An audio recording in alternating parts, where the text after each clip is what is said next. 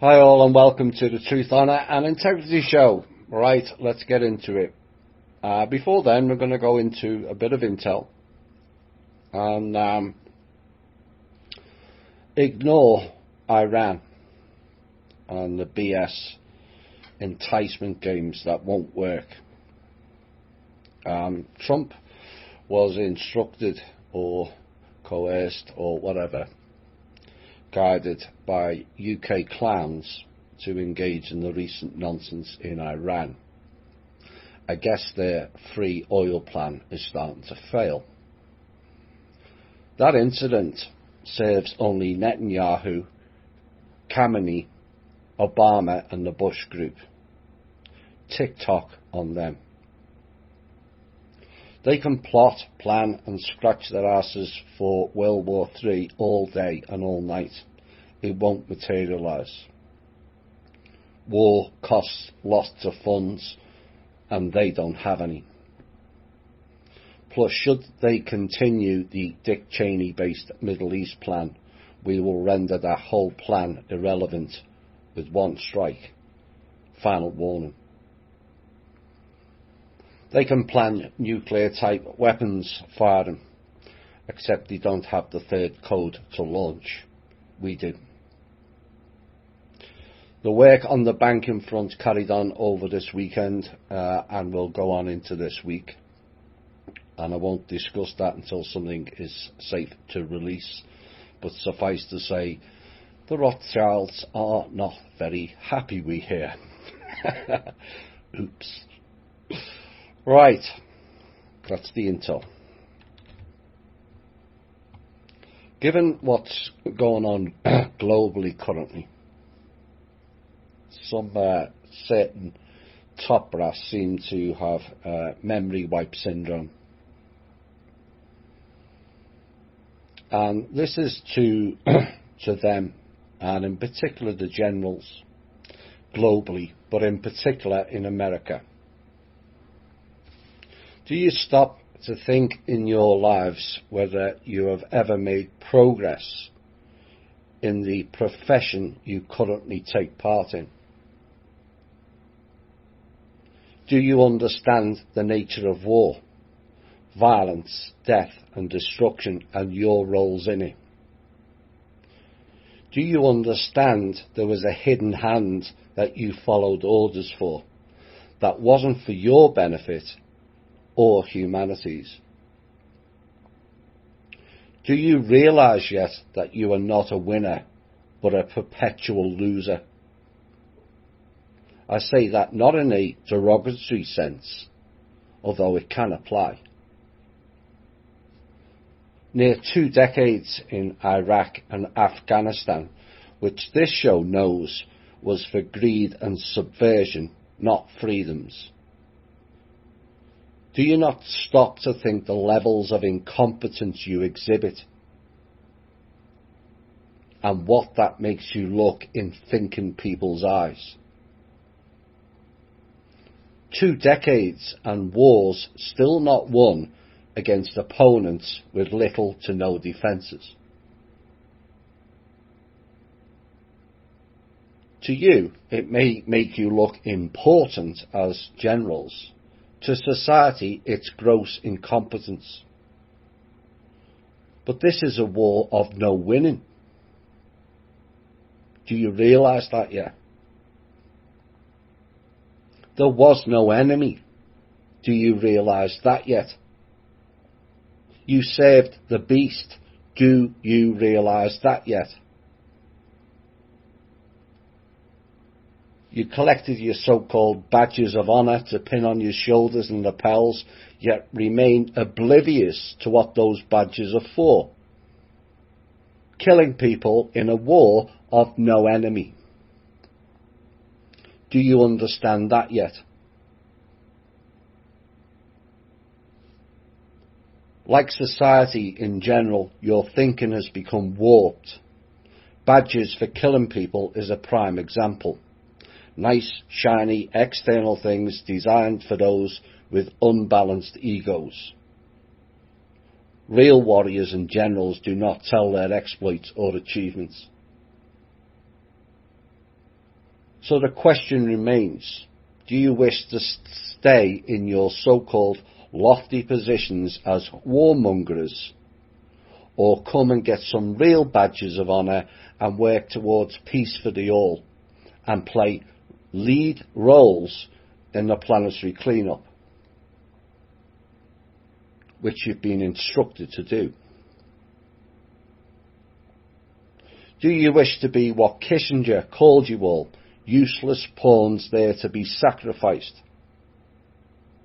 As the name implies, you are not a soldier, you are a soul dyer. Or work for the people towards peace and prosperity? Do you wish to be known as something the Rothschilds called you all, jackasses? Or be a part of the greatest transition for human life this planet has seen? In the past, you could comfort thyself in the knowledge you didn't know what was going on. The truth is, you didn't. And you couldn't see the bigger picture, like all but a handful on this planet. But now that is different. You've been given the knowledge and the insight of what has played out here, and you are all pawns. Not special, not chosen, and most certainly not leaders. Leaders lead, not follow. You have the chance now to become real leaders for the first time in your lives. Play a real role in real freedom, spreading an abundance of basic needs around the planet, spreading peace and cooperation around the planet, not death and destruction. You all know where we are. Come and meet us. We'll welcome you all. And let's plot a real course for the betterment of all and the development of our species from children into an adult-based universal level being. Right, let's get into covering some of the bits from 2019 with the 2020 at the end. I've garnered much from this past year, from a personal growth-wise, and I'm proud of the body of work I've delivered this past year more than others. Sometimes people forget that I'm learning as I go along as much as you all. I'm soul developing in growth also. And those lessons and learnings are never finished. It is a continuous cycle, not only for this lifetime, but your next. Your work that you do now is a pay-it-forward motion and action that will have major consequences for you all in the future. The other years I've done shows was about laying the foundation to then be able to build the house of truth upon it. As 2017 closed out, I knew the quickening of everything would unfold. And after that date in November of that year, it was a statement of, it is too late for the sleepers, as we call them, to catch up. But remember, for progress, pioneers, or way showers as I like to call them, always have to create the path for the others to follow. Now that statement brought the typical reactions of we can't leave them behind and the feeling of loss, which is atypical of many of us to focus on the loss and not the gains, to focus on what might have been instead of what can be. And that level of thinking has to change going forward. How far have we come is the focus, and then how far can we go? No one was left out of this progression movement. Those not in it chose to be that way. And it's no one's fault except their own. Ponderings increased again last year. Oh, the ponderings.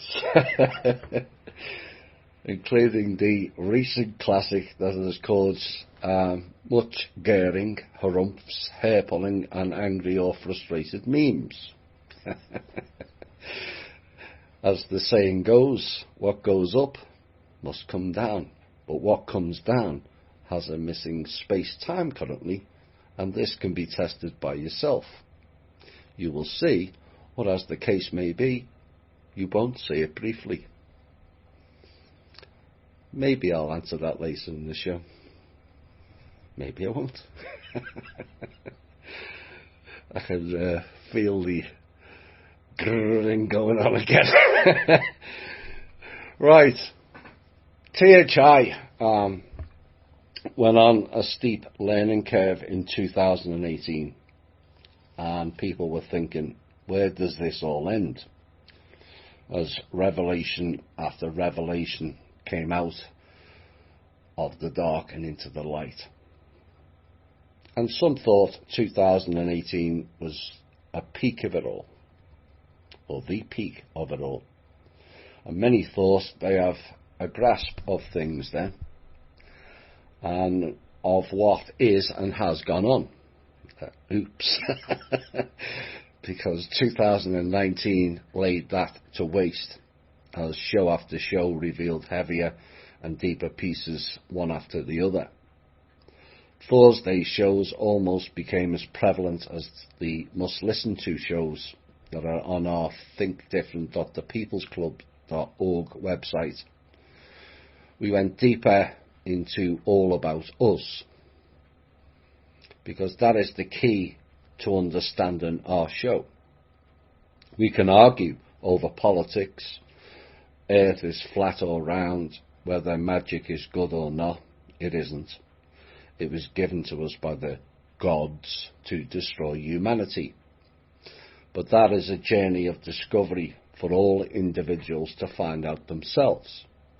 Whether the moon is natural or engineered, whether the trust is real or not, mass arrests happening or not, or this politician or that politician is more corrupt than the other. None of it in the real scheme of things matters. What matters is that every individual on the planet has the 5 basic needs in life without the need to struggle or find the most bizarre or heinous ways to make money just to exist. After attaining the 5 basic needs in life, you have all you need in life to grow the self. Knowledge needs to be garnered and consumed like a sponge, then wring out what is not needed. A common saying on our show, and it's also a common saying for Kim when she's talking to clowns, and what happens next? Mass arrests happen, then what? Replace with more corrupt peoples, or will genuine people stand up and replace them? The trust funds come out. What happens next? Are people ready to look after the treasures and the life force energy, or waste it in a plethora of ill-prepared or self-serving genders and ideals? I will ask a question back to the members. If the trust funds came out in late April as we formed the THI state and country groups, were you ready? Be honest. The second question is, are you better prepared now? So the key to it all is preparation of the self to be able to perform the tasks ahead. And in a world of programming, competitive and comparative mindsets, greed, not need, the focus on the status of the self, that was always going to be a difficult proposition. but the shows have helped to get you to think. Really think. Most people just react to the headlines and accept it as the truth. No, that is an assumption, which is a statistical analysis based on probability, which is not truth. Lots of words get bandied about in the alt media, like consciousness, 4 and 5D, love and light, red pilling. And yet too few, when asked what, when or where is it, understand what they're actually saying. The words without understanding becomes a meme, which is memetics and soft MK Ultra brain entrainment. This show's not about me, Kim, the Trust, the funding, the Council or the UPU. It's about you and us. Nothing more and nothing less. And humanity's thinking levels are way short. Our ability to see and understand things as a collective, even on a basic level, is chronically lacking. And so this show, we started with the basics again, pondering on things, which leads to critical thinking, which leads to future thinking. The past is gone. It offers us nothing except a placeholder of what we can improve on going forward. So what happens next? Is the great question and conundrum to be applied in all walks and aspects of life. This show was about preparing you all for that phase. We're now in that phase. The object was not to elevate Kim or me, but us all. For too long now, humanity has dragged each other down into the gutter, that we never really needed a control system. We have done that to ourselves. Very nicely, I might add. But that in our group has changed. And our role is to expand that out into the masses. Immigration in the future will not be from country to country. It will be from their world into ours. Perhaps now that makes much more sense to you all. The object is to make all people important and also replaceable, to allow for the fluid transitions in all aspects of life. Not one Neo, but millions of Neos. That way there's a flow of progression, not a stagnation and the spell-casting weight club and a thought subset pattern of someone else will do it. The few who have stepped up into the prominent roles carry a heavy burden, requiring much sacrifice in their lives because too many won't do the step up. Mired in the little me syndrome, which in effect is a lazy-ass cop-out. Because what makes me or anybody else more important or capable than you?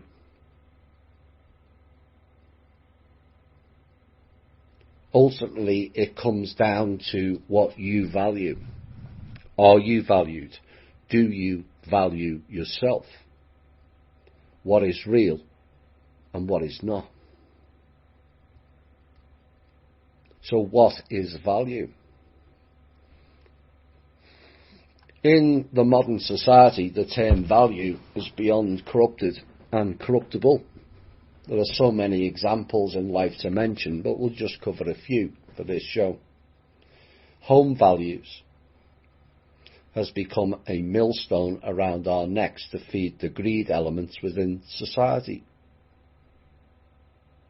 Which is why I had the idea for the TPC village, where the house prices are builder's cost plus 10%.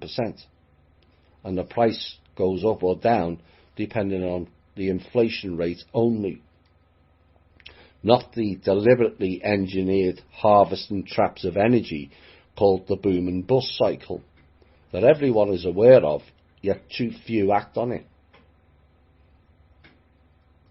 I warned people in my circle back in 2006 that home prices would drop 40%, and people in my circle laughed. Not for long they didn't. And at the time I had my house up for sale for $320,000, and I reduced it after 2 to 3 weeks to $285,000 and sold it the next day. I was happy. Friends called me stupid for throwing money away, but I'd only paid $172,000 for that home just 2 years earlier. So in essence, not only did I live in that home rent-free for 2 years, but walked away with a nice profit to be used for something else. But others in my circle wanted more and more money, and that's where the greed factor kicks in.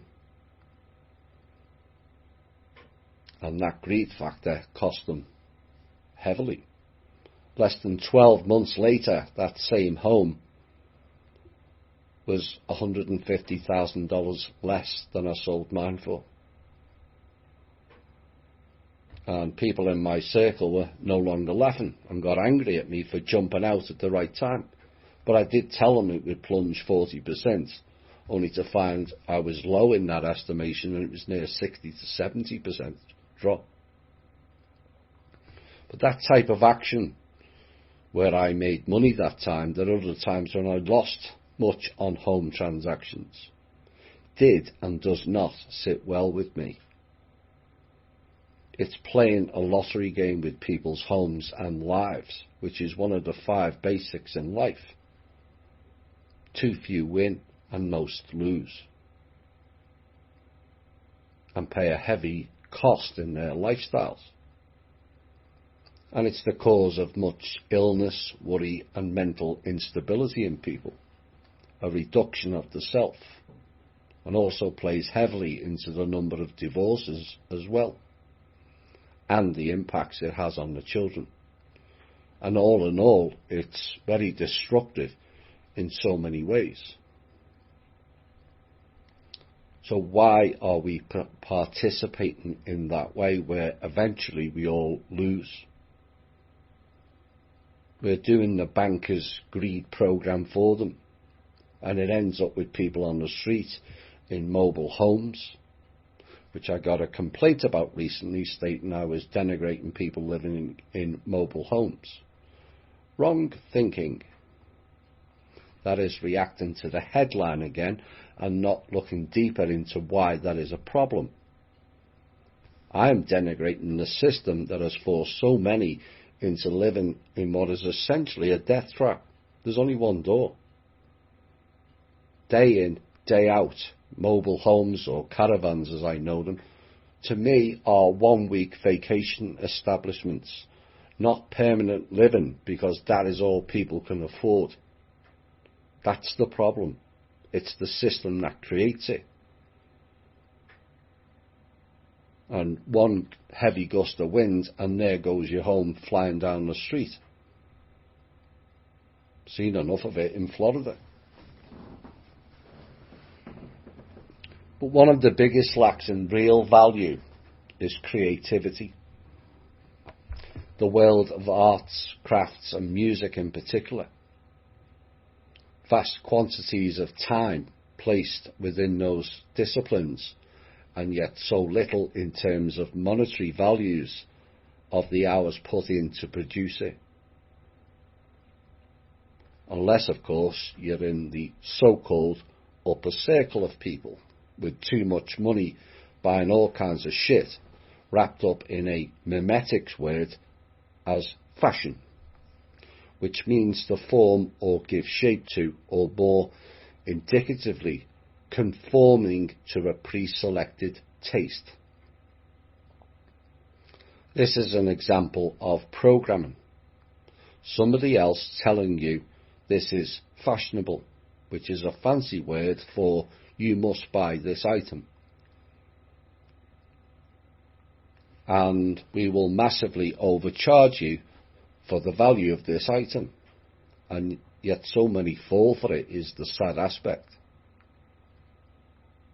Personally, what is called high-end fashion wants me to do my MeWe GIF all day. Personally, as fashion, like art, is predetermined by people with money but no sense, and yet we follow it. We have an array of talented artists within our own group, and yet if they all spent the next 10 years painting or drawing and then selling their life force energy of that work, it would generate considerably less than one of Van Gogh's crap paintings. Why is that? A lack of what is real value is what. Only a complete half-wit can look at a Van Gogh painting and think, wow, that is fantastic, I will bid $4 million for it. You know, I wonder whether he really lost his ear and it wasn't his eyes, because they're no better than some mildly talented 8th grade student could do, and less talented than some in our own group. But it's the branding. It only takes some engineered think tank group like the Council of Foreign Relations or the 300 Committee to create a brand. Tell people this is a must-have item or you're not cool or fashionable, over-promoting it, and it sells to a gullible public.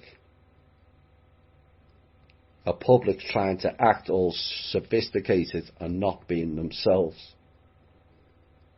It's all in the words again, is it not? They create a brand and brand us with it. Just like the branding of the cattle, is it not?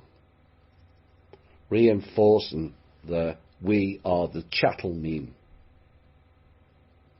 Is money value? It depends at which angle you come at that question, does it not? It has implied value, as without it you can't survive in most cases. So from that aspect, yes, it does. But it's not real money, is it? It doesn't pay off your debts, only discharges them. From other aspects, it is a control and class system. Have and have-nots. Creates greed, not need. And for the famous, it oozes out of their every pore, and then people get envious. Some then go into a life of crime to copy that lifestyle, because you won't get that lofty height working for a $10 to $15 an hour at McDonald's. Or the most common aspect is to go into massive amounts of debt to copy a lifestyle created by the branding people in magazines and adverts.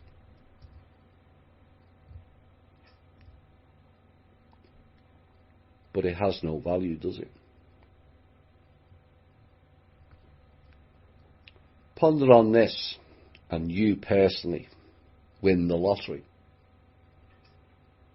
And then you repeat what many other lottery winners' traits have done. You buy the big house, buy the vacation home, go on several vacations around the world, overindulge yourself in the must-have items that have been branded for you. Buy cars, boats, planes, whatever. And it's all great and living the high life. But what happens next?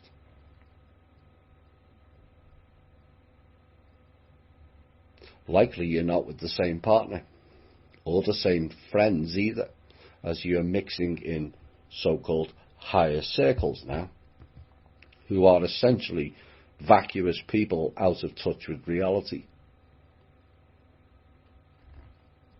What that lottery win did was brought you was a world of fakery and illusion.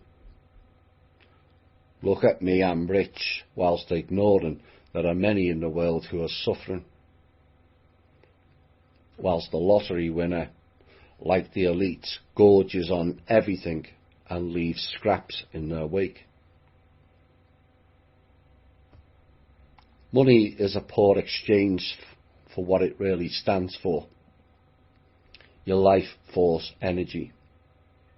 An hour of your time is equal to an hour of anyone else's time. Who decides that cleaning the streets, toilets or offices is only worth a pittance? Yet sitting at a desk talking shit, acting important and clicking pens whilst abusing the secretary is worth hundreds of thousands of dollars a year. Well, I studied for this and got degrees. Ooh. And so I should earn more, they will say. My reply was, you were given shite to learn and followed it.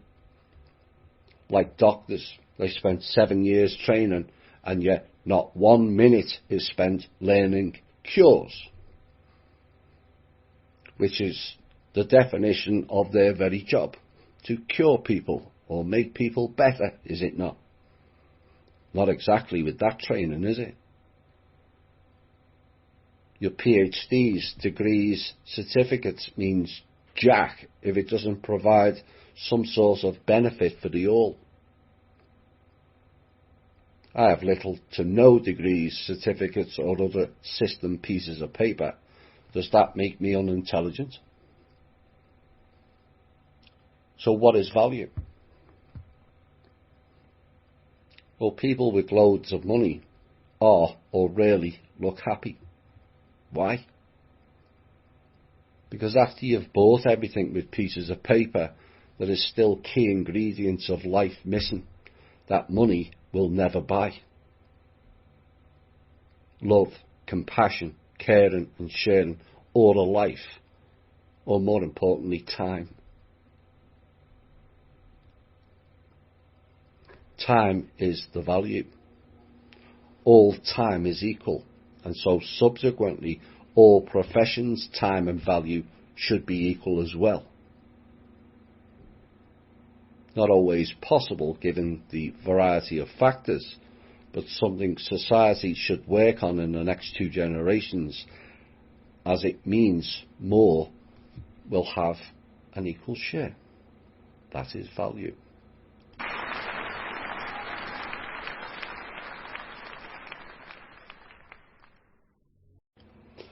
Hi and welcome back. Let's get into the next piece.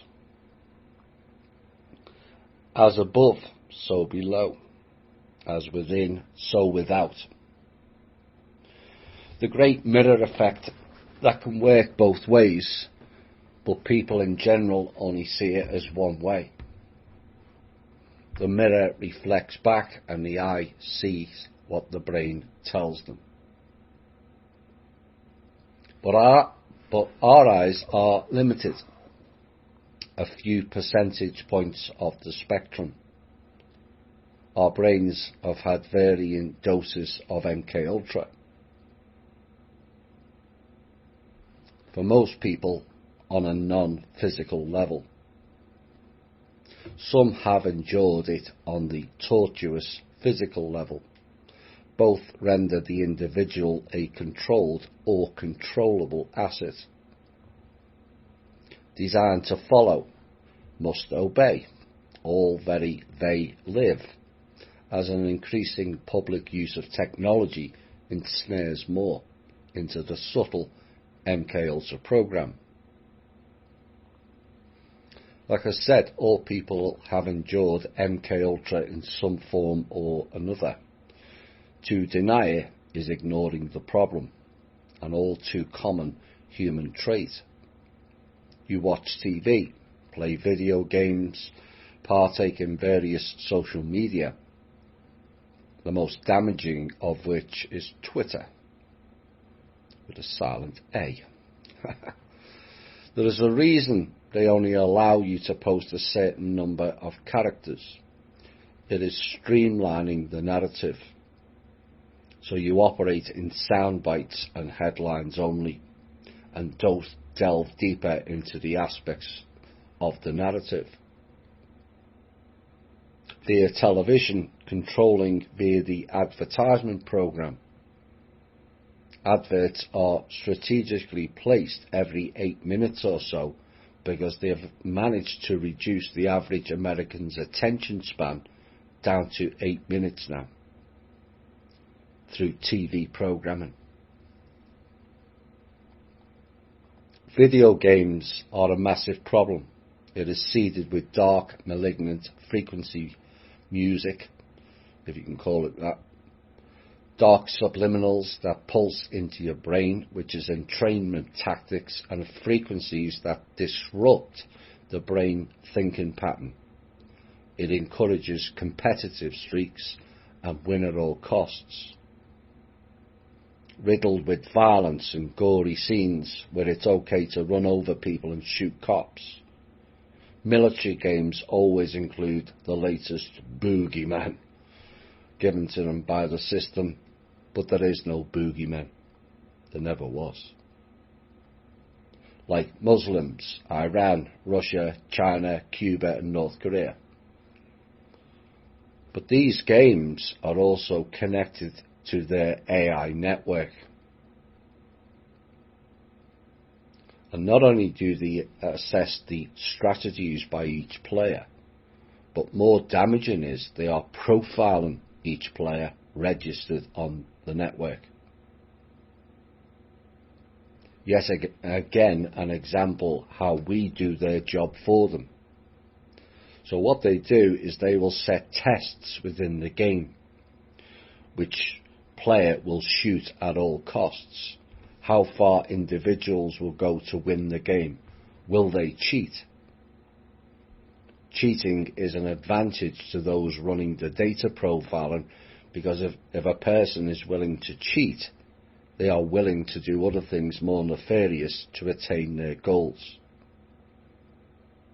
Will the player take out a key element with one single strike, or will the player destroy the whole village to take out the one person? The person who does the latter is of interest to rogue elements within the military, mercenary, agencies and security groups, and a subsequent targeting of that individual to be pushed into those live roles. This is how data profiling works. It's the same on social media. Do you think those life questions that pop up are for entertainment? No. Those that fill in those questionnaires like, are you an empath? How spiritual are you? What is your IQ? And people fill them all in. And it all goes into the database, whereby you are profiled into labels and categories. Do you like this food or that item? Where would you like to go on vacation? Would you buy this product or another one? It's all about setting you up for personal advertising, marketing. Many will say, well, I never thought of it that way. How could we know they were doing that? The answer becomes a question is, why didn't you? Because you didn't look behind the mirror or the hidden hand. You accepted their image presented when all of their images are false or misrepresentations.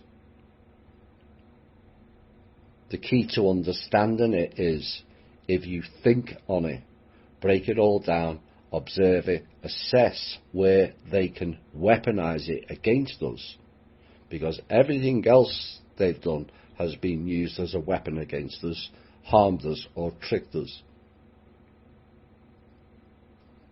Remember, they are the image and the hidden hand. They created the problem and provided the solution. They create the boogeyman and the saviour. It's like hospitals.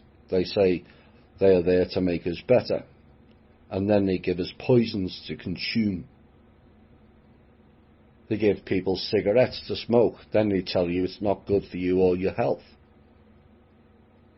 But we've already established they're not interested in our health. Otherwise, they would stop blocking genuine cures. They would stop putting shit in the food, water or air. And clowns blocking cancer cure hospitals and retarded people supporting it.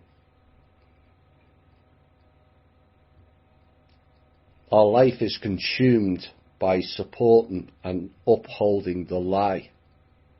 We argue over politics, not policies. We argue over politicians and not their voting records or what they have achieved for the people.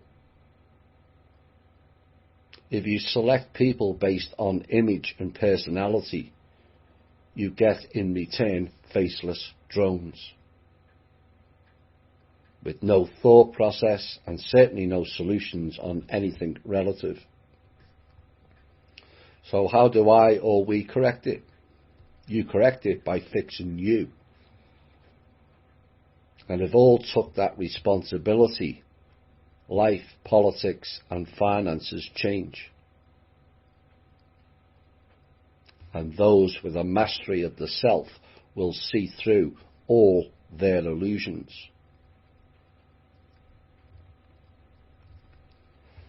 So how does that work, and how can it be fixed? When you look in the mirror, you see one image, which is you. You are conditioned to see just you. You miss the shadows of the self, the ones not integrated into you, as you couldn't face that shadow aspect of you. But as an observer of you looking at you, you will see the shadows. If you go to the other side of the mirror, you will see you looking back at you. You have now seen through the illusion.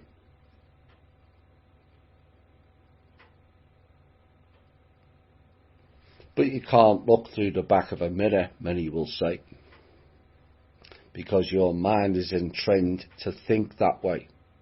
The brain is software and programmable, but you've forgotten you are the programmer. Once you are the master of you with your imagination. You rewrite the program, but first you have to stop the limitation program.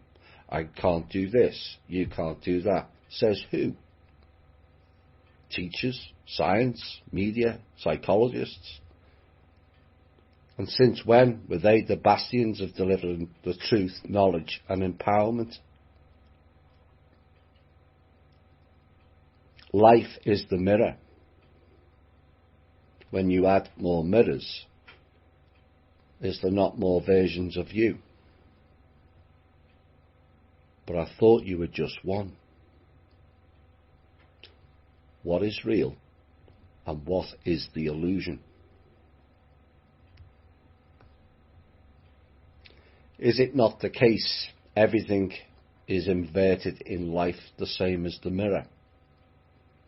Life today is about things being external when all is internal. On the external, the focus of most people is the I and not the we. This leads to selfish agendas. Life is all about me and others don't matter. I'm all right, Jack. The endless world of comparison and competition that has damaged us, so many of us.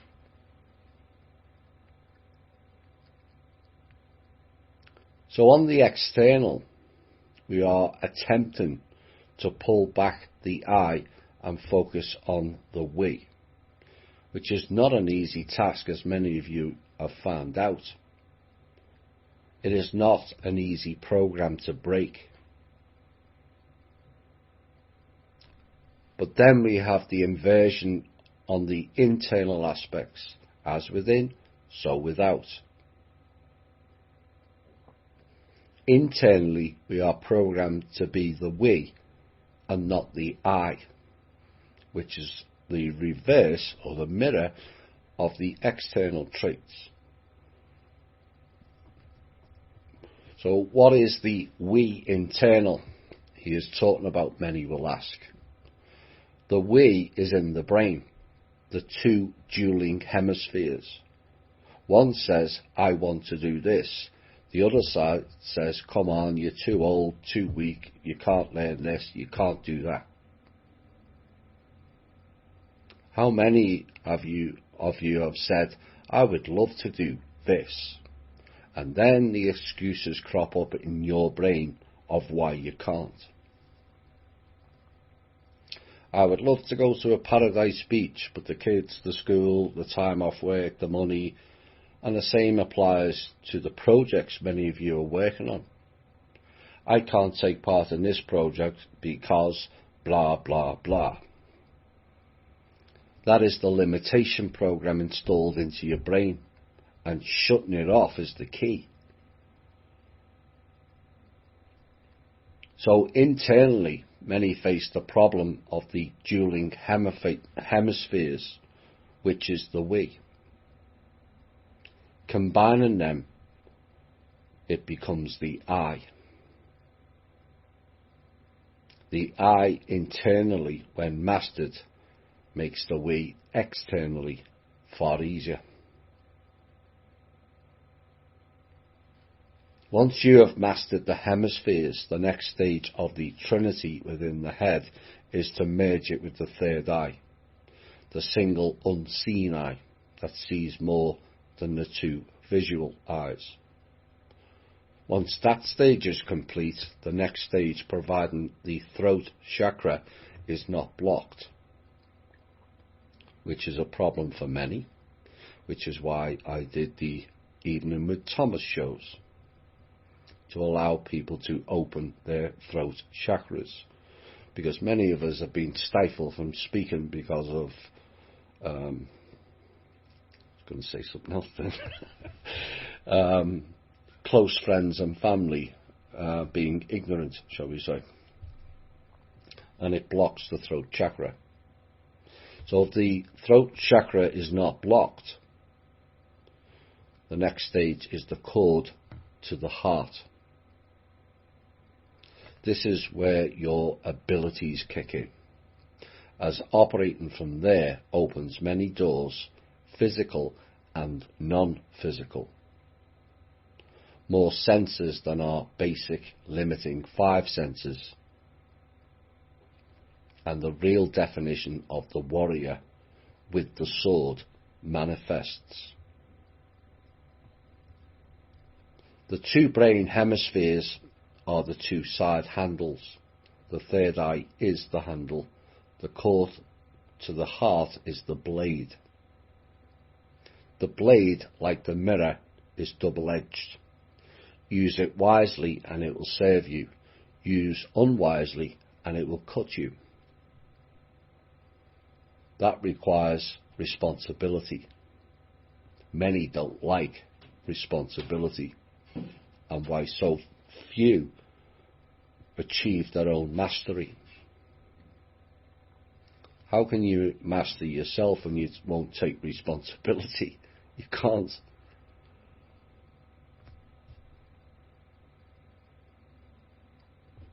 And one of the problems is people are all too content to let others do things for them.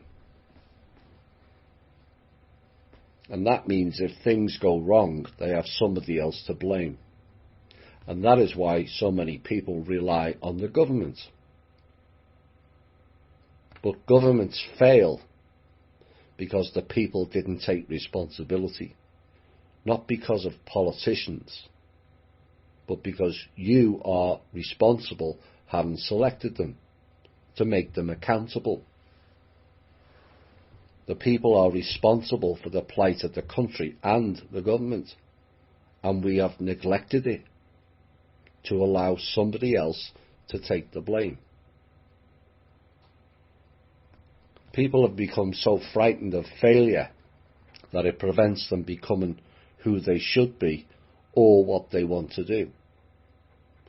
Failure is an opportunity to see where you went wrong. Failure brings learning lessons, the same as mistakes. And as the Styx song said, remember, a winner is a loser who got back up and gave it one more try. It's true. So the key to mastery of the self is internally the we must become the I. Externally, the I must become the we.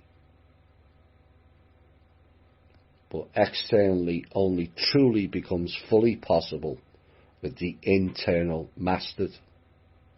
Otherwise, it's all an illusion of what you believe you are doing, not actually what you are doing.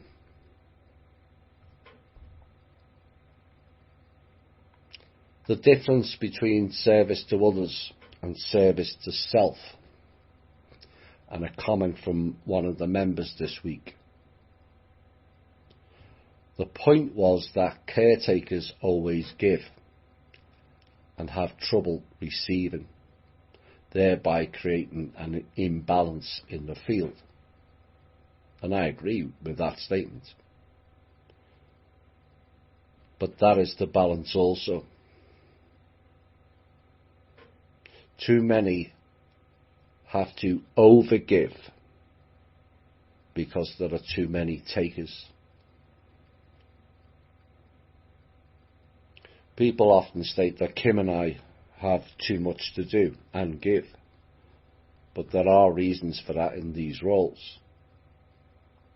The key is there's a lot of that in society also.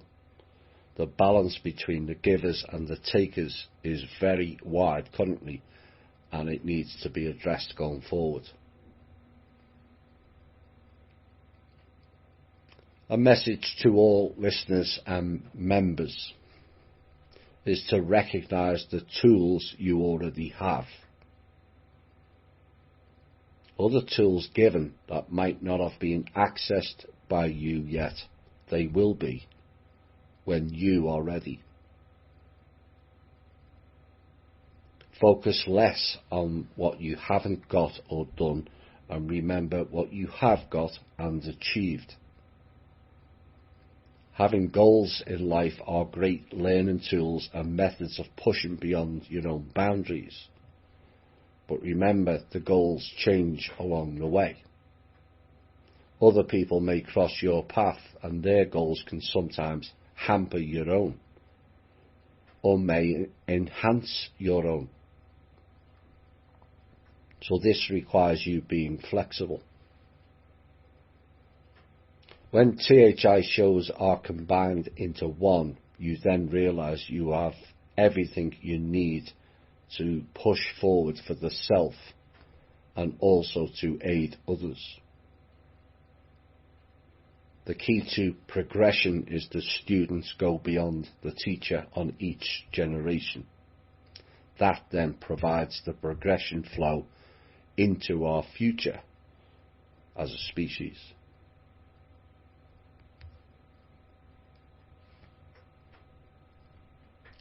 Next piece. What is human? A strange question to ask under normal circumstances, but can it or has it been defined? And what have we done to define it? With the varying cultures, all of which was created for us, all of them in some way are exclusive, not inclusive, riddled with errant ways, masks, false history and false present, each culture presented with an image. None are free, and all conform to some ancient book or ritual passed down by the dark forces. I've covered most cultures and peoples around the world and not put them in good light as a whole. Why? Do I really have to answer that question? You can all see why. but many refuse to face the reality. A world riddled in poverty, a world where the many don't have the basics in life. Many people labelled as savages or third world without understanding the connotations of what's being said. The Western world riddled in greed, overindulgence and falsehoods. And if you want to see real savages, look at social media, particularly in the West.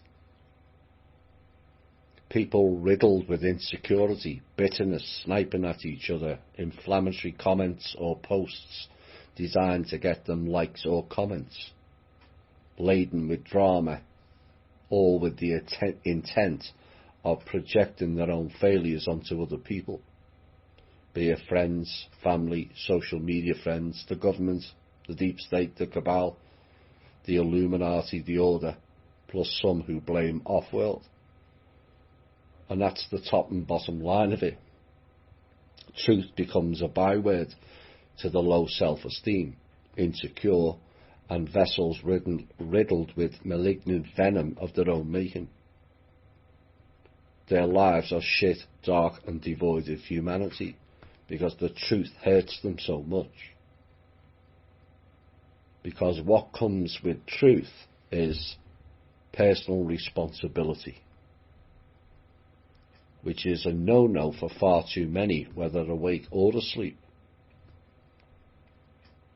People who are intent on making others accountable and yet neglect their own accountability or being accountable as well. Social media's riddled with that. Most people walk past or step over the homeless in the street because they're seen as lesser people. But they're no different to you or I.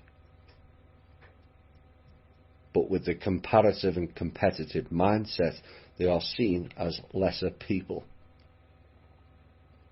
which is no different to the working class frowning on people on benefits, no different to the middle class frowning on the working class, no different to the upper class frowning on the middle class, no different of the elites frowning on the upper class, no difference for the Order frowning on all the elite families, and no difference to the former trustee frowning on us all. Nobody told us to do that. We just did it. How many people in the world genuinely care that 900,000 children go missing permanently in America each year, or 20 to 30,000 per year in the UK, or 49,000 children die each day? 1.3 billion with no electricity, 1 billion with no clean water, over 3 billion don't have a decent home. Yes, our members have heard all about it, but did your life change because of it? Did it cause you to become more grateful of what you have, not what you haven't?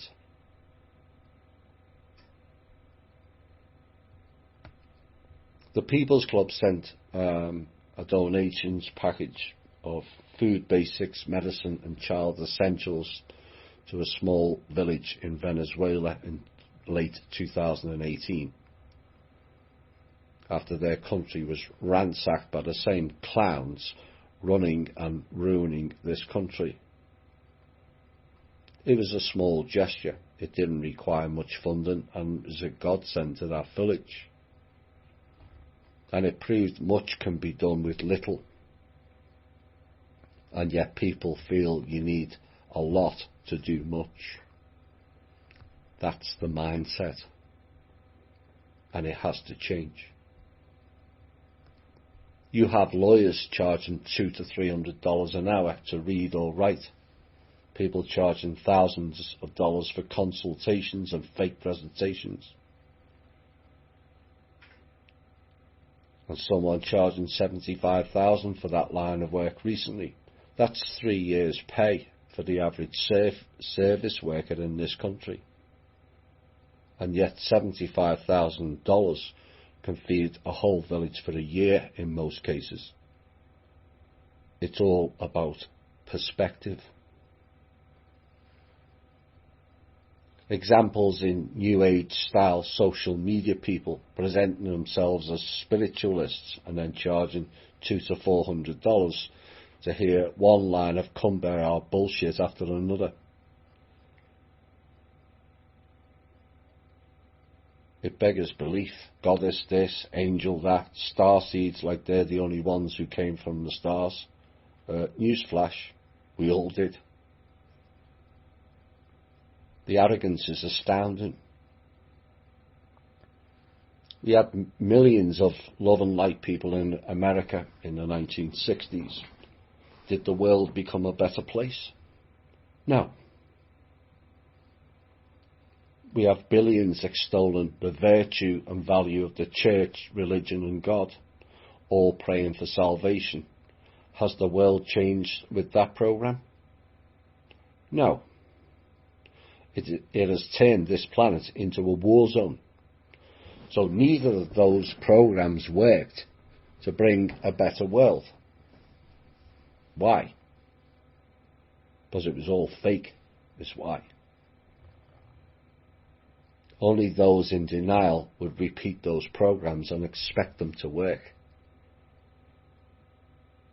There are many still asking for a 2,000-year-old dead man to become a zombie and return to save them. It's madness. Ignoring the fact, why would he want to come back? Humanity ignored him and left him to die 2,000 years ago. Is that harsh?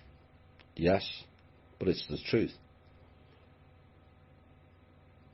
The people never saved him then. What chance would he have now with a baying mob of internet warriors who believe everything except when it comes to the truth?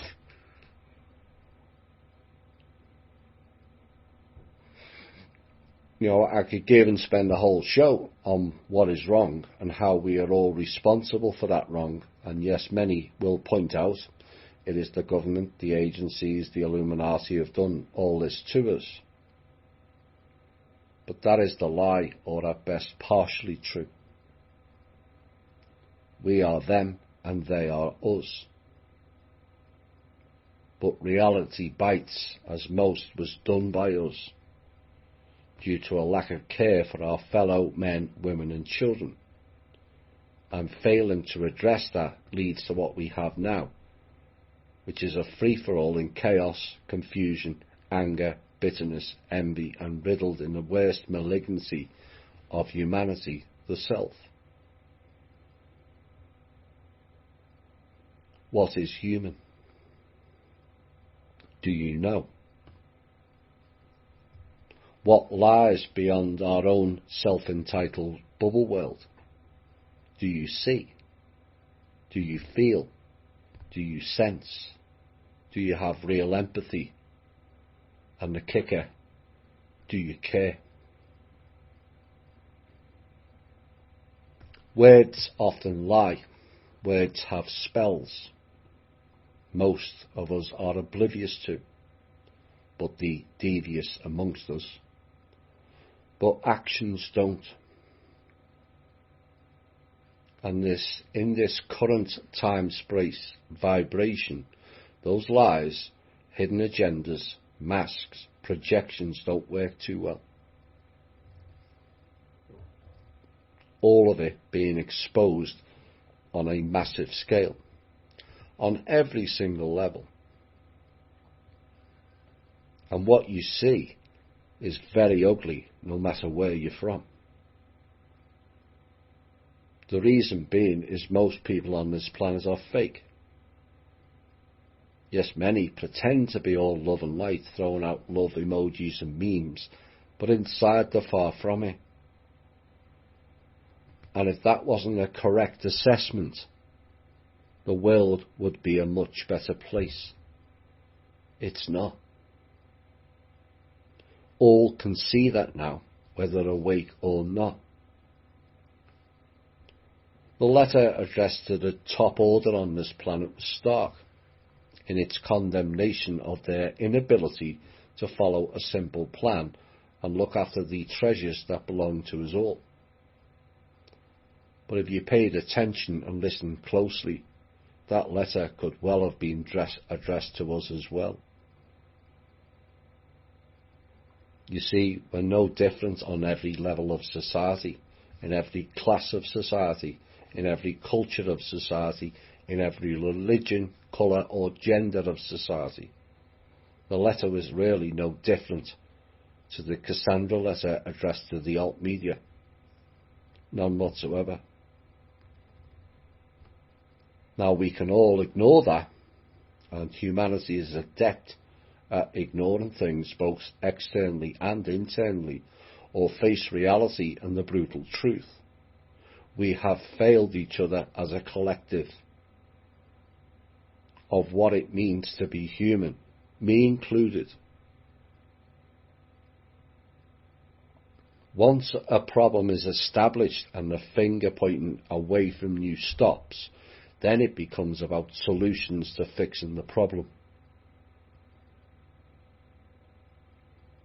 But there is hope as well, as many are now starting to act in better ways, using their energy to improve things for the all, not just the self. In our own group there are many wonderful examples of people accepting their own responsibility and striving to improve themselves and working towards helping others. I won't list them, as we still have a comparative mindset people within and outside the group crying about favouritism. The problem is not that they are favourites. The problem is you and your own unaddressed insecurity. Fix it. It's destroying you, not me or anyone else. And that is your responsibility. Many people have helped me to do this job more efficiently than I was previously. And for the people who gave $1 a month to some, and some who gave $1,000 a month, I'm grateful to you all, including to those who couldn't give in terms of financial support. They gave in their energy of supporting me and us in bringing about a change. And there has to be a near 180 change on many levels, as all the previous model has failed on all levels. We have some people who complain about me, and yet none of them would do this work for 5 minutes. They know that deep down. But the comparative mind runs through many people's vessels like a malignant cancer cell. And the gist of those who complain is they wish they had the vision, balls and gumption to do what I do, but never had the drive or the vision to do so. And so rather than trying to elevate themselves into a similar position, they take the easy way out and try to drag their target of envy down to their level. And this is why, as a collective, we all fail. Do people not see that? Dragging each other down means we all end up the bottom. And like war, an eye for an eye, and we all end up blind. How is that progressive? Is that being human?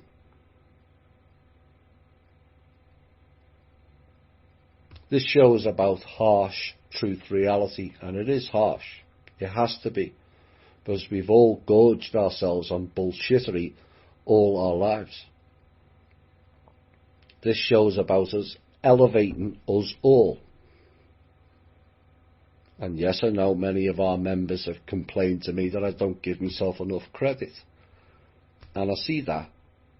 But that is then putting me on a pedestal The drive for me is we're all on the pedestal, not just the one.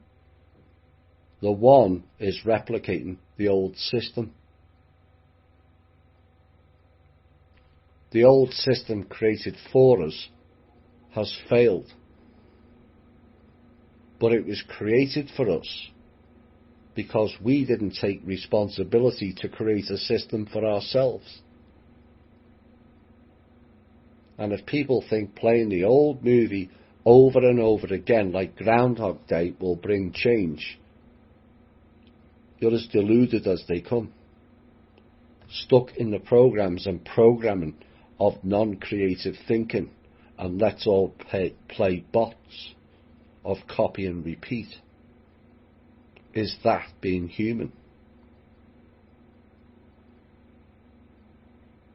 Education, government, health, charity, finance, war and military, class structure, culture, religion and business. It's all failed. And failed spectacularly. Not as spectacular as what was known as the order, but nonetheless, it all failed.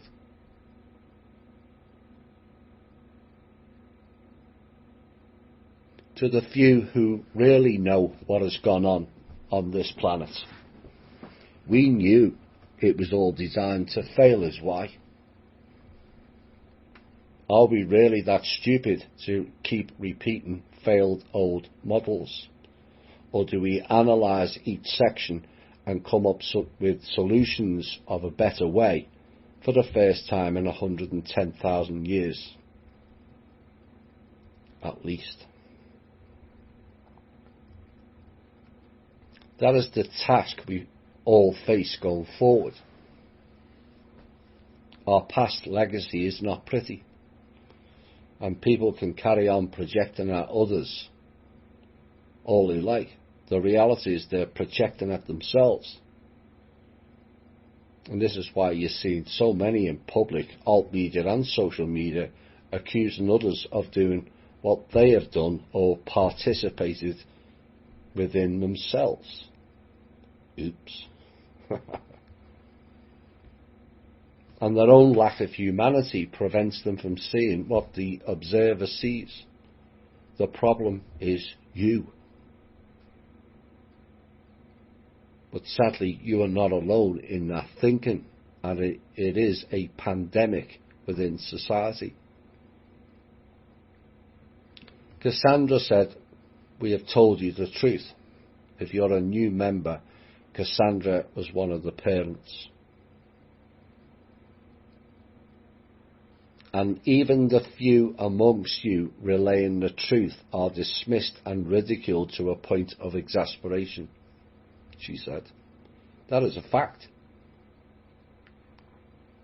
For people who believe in Jesus, what did his followers or the people do to protect him? Nothing.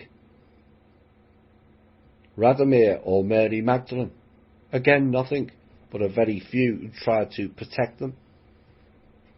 Anna in the 1500s, again, the people did nothing, except they went one step further and stood and cheered in the square as she was being burnt alive by the Catholic Church for daring to teach the truth to the people.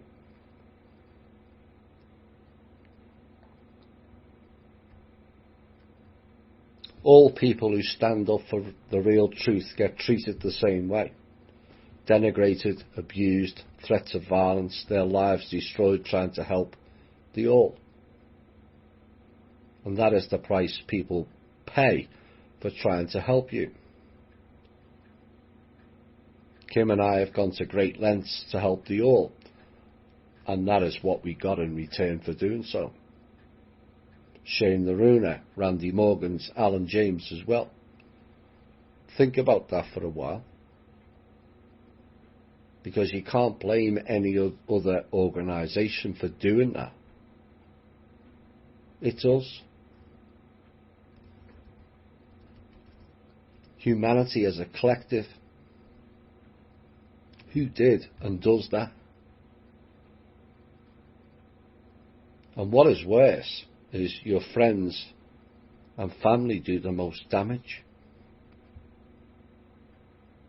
Is that being human? Hi all and welcome back. I got up off my knees and stood face to face with myself.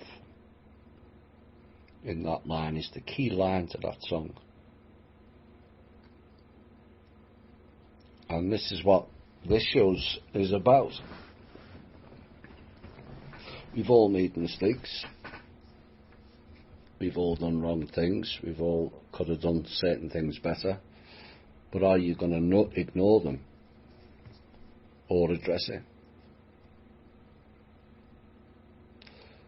So, what is human?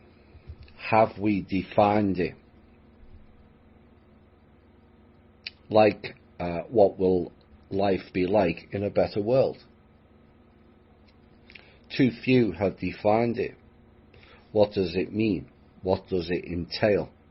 How will we go about it? How will we achieve it? Do we want to achieve it? Is there a plan?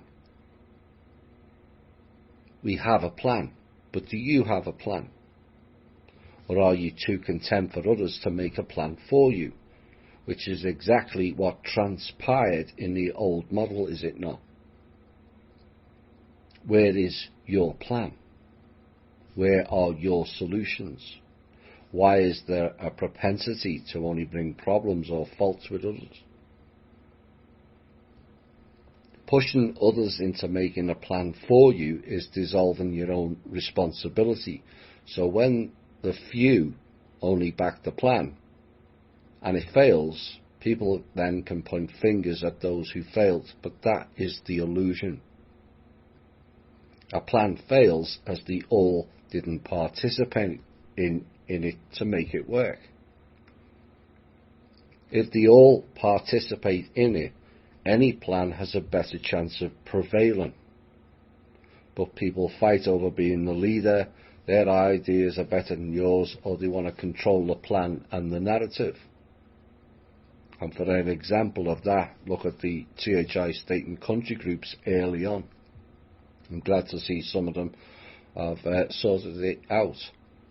Too busy arguing over pedantics and control and self-serving agendas rather than coming to a common consensus and solutions. We can't deny that. It happened. And awake can be no better than the sleepers in that mode. Why? Because the you hasn't addressed the self problems. That's why it happens. Low self-esteem or low confidence, ego imbalance, and the competitive mindsets are the ills in us all. And these are the reasons behind our collective continuing failure in life. And we are all responsible for that change. Because if you don't, and you go into a group setting, you then triggers others to jump back into the old model way. Then it becomes a loop, a hamster wheel of repeated and repetitive failure mindsets. So the change is you. You are the change. It's symbiotic and infectious. Like attracts like. You can attract negative, which is largely the subset of humanity now, or you can be and attract positive, higher vibrational energies. The choice is yours. Are you going to create change and be different, or say you will be creating change but run the same failed old model program? Because there were too few who are aware of what is going on within them or around them, they have become a vacant, empty shell, vessels whose programs ran out and failed. And there's no one to tell them what to do now. So panic ensues. This is what we're seeing at the top end, the so-called top end anyway. There's no leaders. They're all followers. And This is what we are all witnessing currently. They're like a child on their first time on a bicycle waiting for a parent to push them along. Thrashing about with no direction, life whizzing past them, the majority of which they are oblivious to. But look around you. Nothing works anymore. People are going nuts. Behaviour and demeanours get more bizarre by the day. Hey, let's all eat babies to save the planet, or eat humans to stop climate change. That sounds like an off-world restaurant to me. That. But they warned you all of that back in 1991, did they not? With the movie Silence of the Lambs. You didn't think that was about entertainment, did you? Because it wasn't. They were putting it in your face. Like I said before, fact is fiction and fiction is fact. And I hope more people understand that concept now. Most people just thought that woman saying, let's eat babies, was a joke. It's not. It's implanting the seed in people's psyche. From eating babies to sexually molesting children at any age, they are programming you to accept it. And as they know, most people ignore everything they do. And that is how and why they get away with it. The few that challenge it then becomes targets by internet warriors, some of which are paid to do so, or coerced into doing so by the fact the authorities have dirt on them and are using them as leverage against them. Who are you? And some will reply, I am me.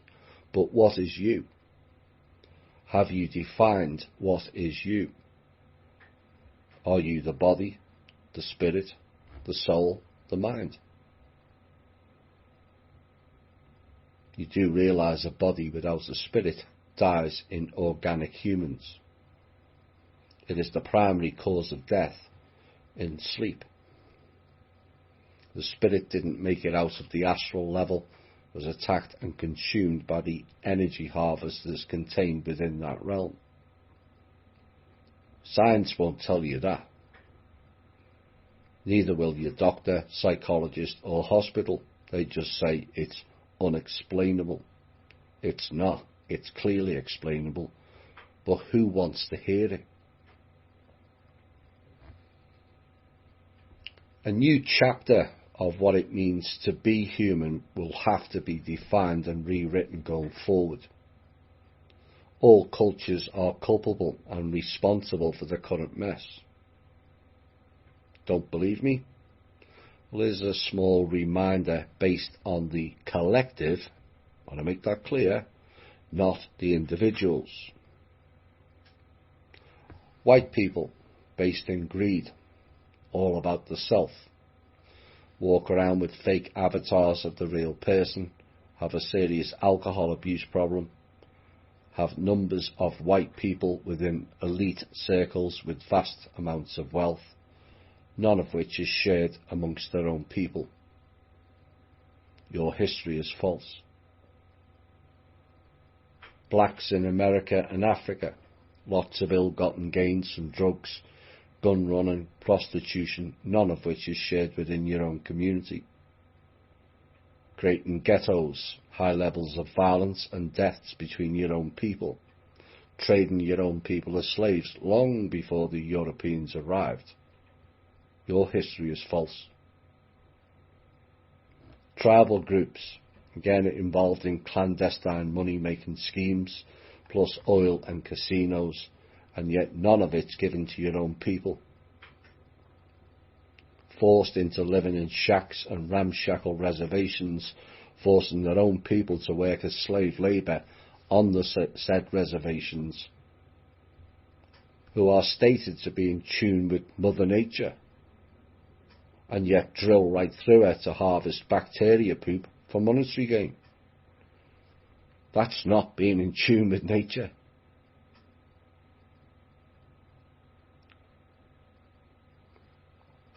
Stated to be in touch with the spirit world and promote psychedelic concoctions that put people in grave danger because they are ignorant of the facts. Fake shamans with less than a year's training, all designed to make money, none of which is shared with their own people. Your history is false also. India and that region of Asia, you run a caste system even to this day that was blamed on the Dutch and the British, and yet you still persist with it 72 years later. Is it the Raj or the Ra? 8 of the top 10 richest people in the world are Indian, yet do they share it amongst their own people like all other groups? The answer is no. Forced marriages, forcing children into marriages, making out Buddha and Hinduism is based on your culture. It's not. It's fake. The Rus tried to teach you a better way. You failed. 1/3 of the world's hunger problem is in India alone, and 7,000 die each day in India from hunger. So much for Buddha and Shiva and Vishnu teachings being about love and consideration. It's bollocks. And your history is false. Australia and New Zealand, the group who sold humanity out 16,500 years ago for weapons against the local tribe. The Aboriginal group are also corrupt, gaining back their lands only to sell it on to the same greedy snake oil developers, creating oil fields, none of which the proceeds goes back to their own people. Your history is false also. Hispanic peoples, like the black population, involved in clandestine money programs against your own people, using them as slaves and patsies, involved in drugs, laundering, trafficking, child sex-related programs, and in Central America, child ritual programs. And none of the proceeds goes back to their own people. Your history is false also. The Middle East, riddled with the same criminality as above, with added in religious furtherism, and you have a cocktail of violence, death and destruction. Your history is more fake than the rest combined. Vast quantities of minerals, treasures and artefacts, the proceeds of which are not shared with your own people either. You can't even share the land. Chinese and Japan, again riddled with gang warfare, generating vast profits off their own people, again not shared amongst their own people. Even in Hong Kong, there's been an incredible surge of wealth in recent years. Did they share it? No. Pol Pot, Chairman Mao and many other leaders in that country murdered millions of Chinese over a difference of opinion. Yakuza and triad gangs assembled vast wealth. Again, none of it shared with their own people. The world has 838 million people undernourished, and yet we have 1.6 billion people overweight, of which 742 million are obese. That in and of itself shows a lack of sharing. Need, not greed, is the answer. People say there's no money, and yet so far this year, which increased, as this was written in October, $316 billion has been spent on illegal drugs alone. It's all about priorities, isn't it? The role of the archetype mother is to care for her children. Yet up till October of last year, there have been 33.5 million abortions globally. Now you can make excuses for a portion of those aborted births, but nowhere near that figure.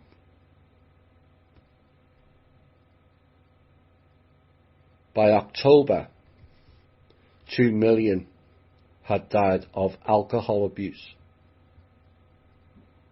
Can afford to buy alcohol, which is not a basic in life, but not feed the millions starving around the world. And these are all a classic example of greed, not need, of looking after the self and not the all. We have millions poured into the UN and charities globally. In 2017, it was estimated that $402 billion was given to charity for various causes, from children to care, health, malnutrition, animal welfare, etc. And yet not one statistic has shown any improvements in any of those fields. Not one. We had Live Aid and vast billions given to Africa in the 1980s. Did it improve one iota? Are all the people fed? No. It was just another slush fund for greedy, self-serving bastards. That's what that was. Charity CEOs on $400,000 plus per year. Those people are not interested in charity. They're only serving themselves.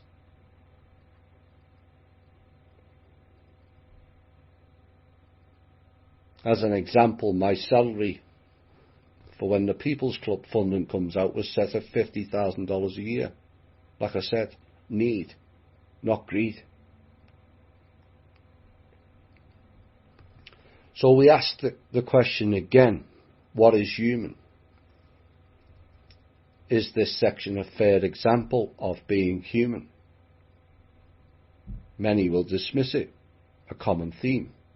Many will react badly to it, again a common theme. And the few will look at themselves and go, you know what? All of that is the truth. And we have failed each other badly.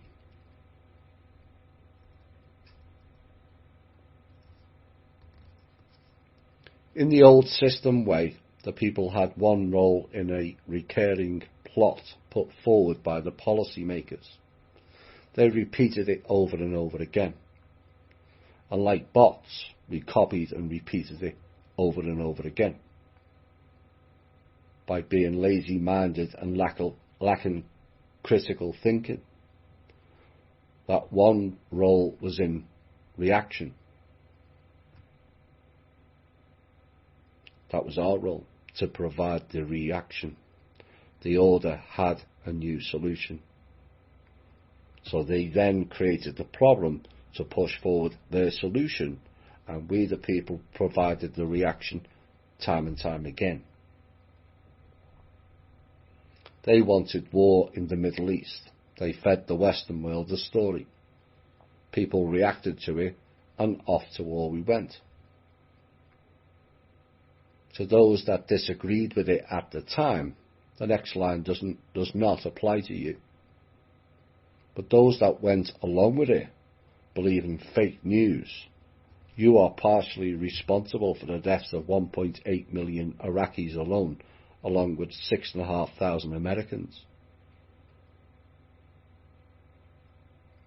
That's not fair, people will cry. It was the politicians. But you voted for them. You left them to make decisions for you. So you are just as responsible for the actions of your country as anybody else. And that is what being sovereign is all about. Going forward, we must all see the problems, generate the right reaction of a goal to fix it, then come up with the solutions to solve the problem. All people, not just politicians. Essentially, they are the equivalent of the gladiator arenas in Rome. We are the spectators, and you throw people into the lines to get savaged,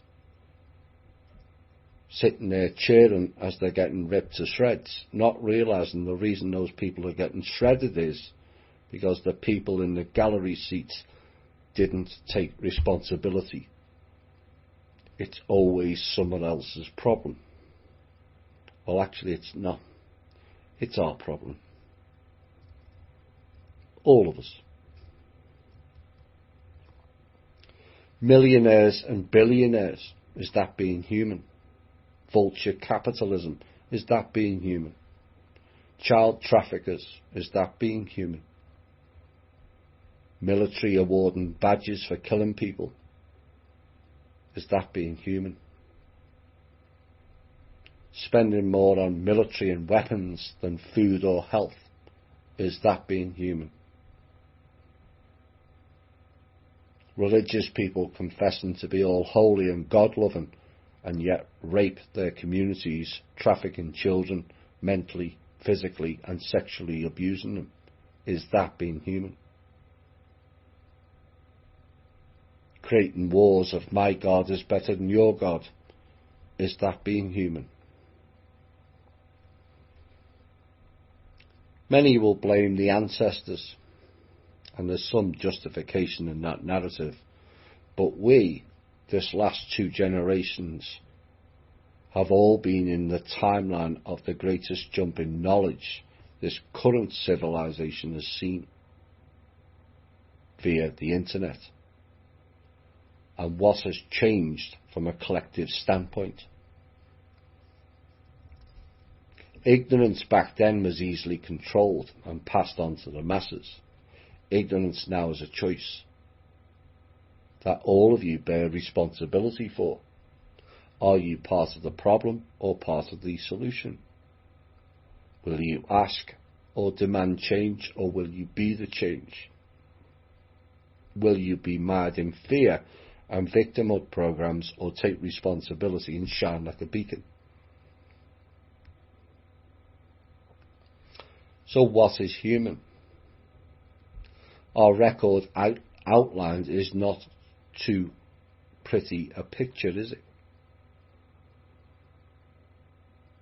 In the fake book written by the controlling elites, not God or source, it states, let us make or create man in our image.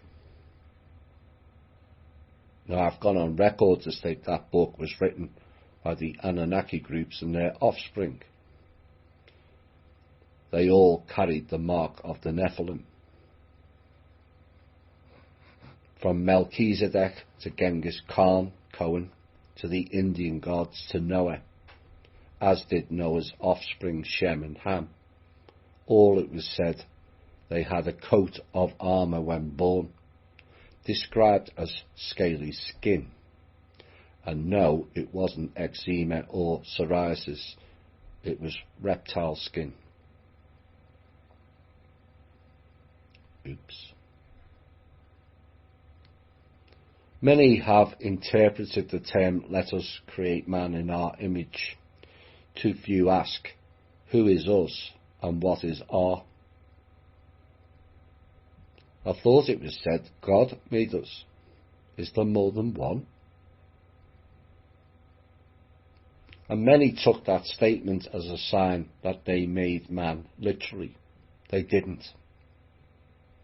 They, the gods, fake ones, set about turning man into their image via mind control and low vibrational frequency traits. Divide and conquer and hierarchy all came from them.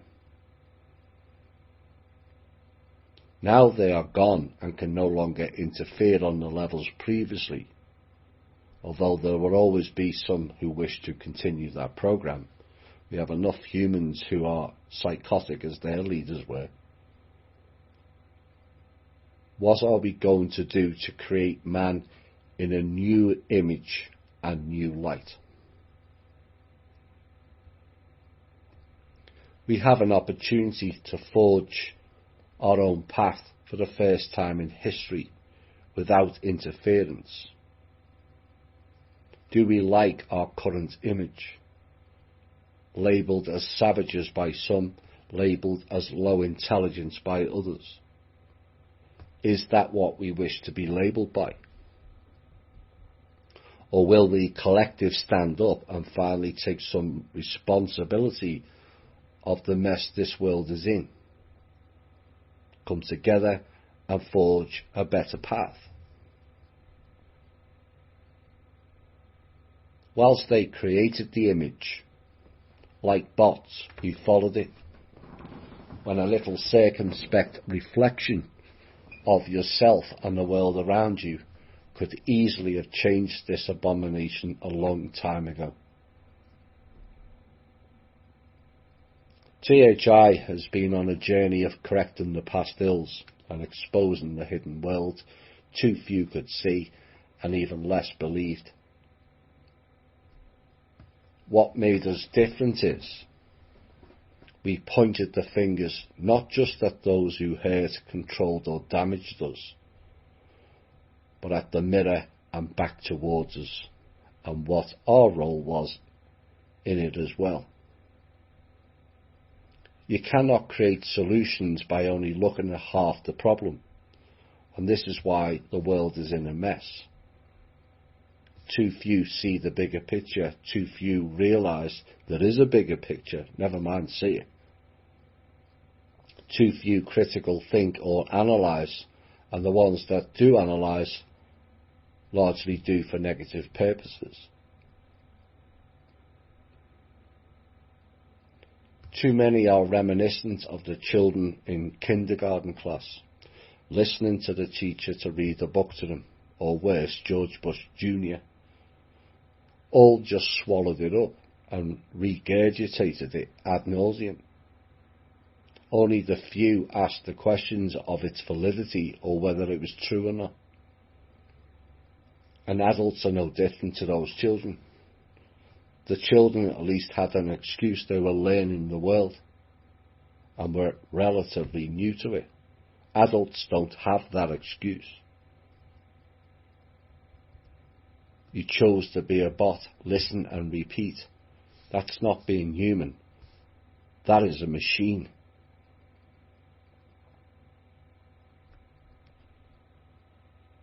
One thing that pleases me most is how many of you in the group have embraced the message and gone on to making better changes in your life and those around you.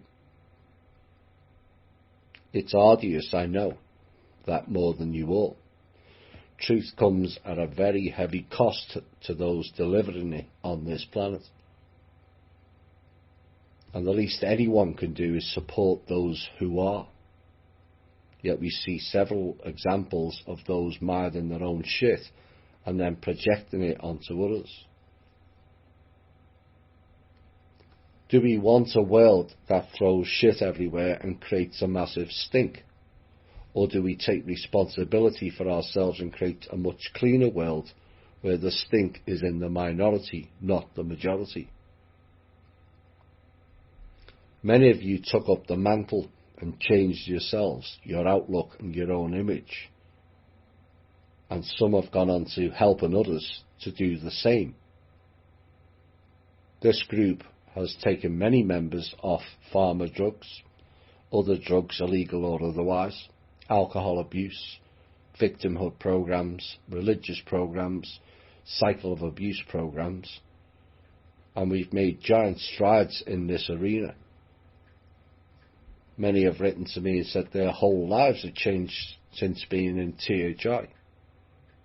People from all over the world who've never even met me or most of the members, all stating the show turned their life around.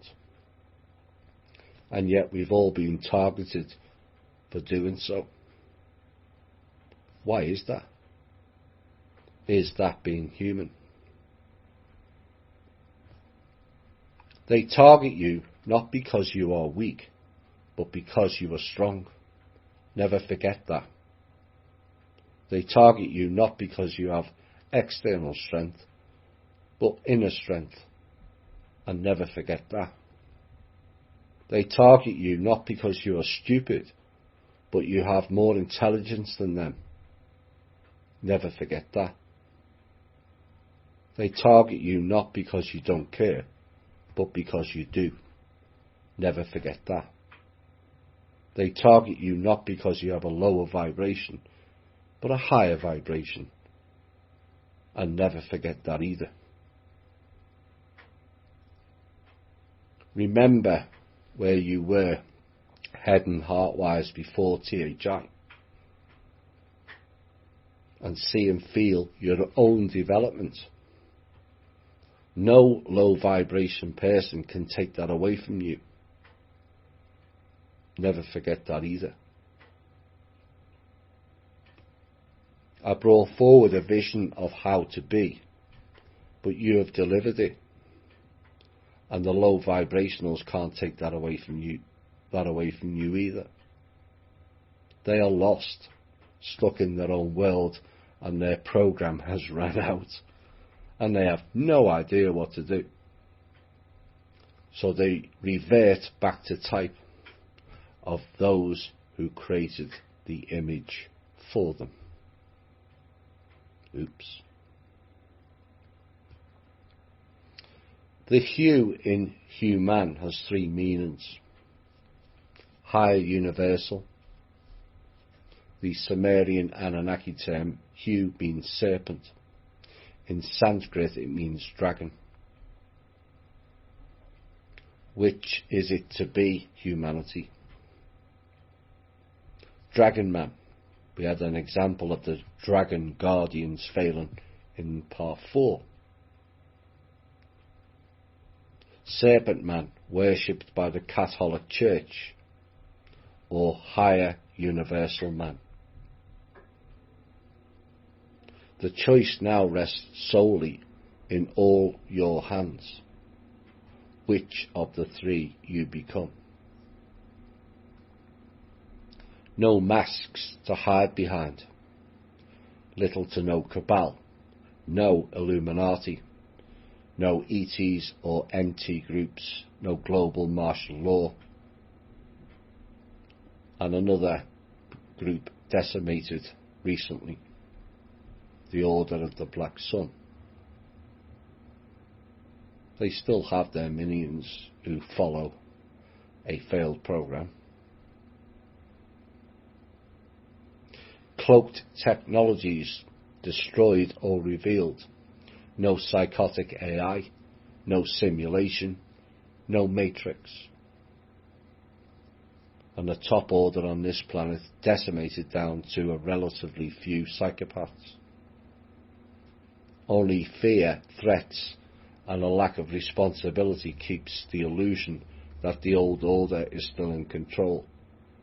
The reality is they are not. That will become a lot more clear this year. So there are no more excuses really, or very few. You are on your own to create and be creative. Be free or stay in your own enslavement. Are you mind or heart-based, real or fake? It's all out in the open now. And the frequencies are telling the real truth. Not the lies you spew out or have been fed and absorbed as fact. Disclosure, people cry. You've already had it. That is why you know of it. The question is now, what next? Do we carry on not caring? Carry on not sharing? Carry on in their image, or create our own image?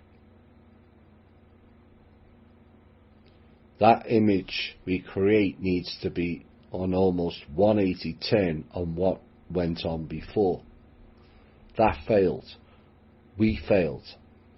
Now is the time for a new way, a different image, a progressive change, and a drive to take this world of children into a progressive, flourishing, adult-based species. The whispers in your ear are getting stronger as the reconnection to your higher self bonds closer and closer. But will you listen? Are you waiting for the event? Or have you realized yet you are the event?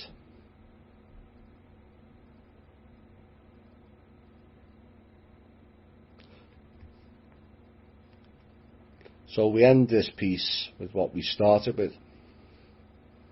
What is human?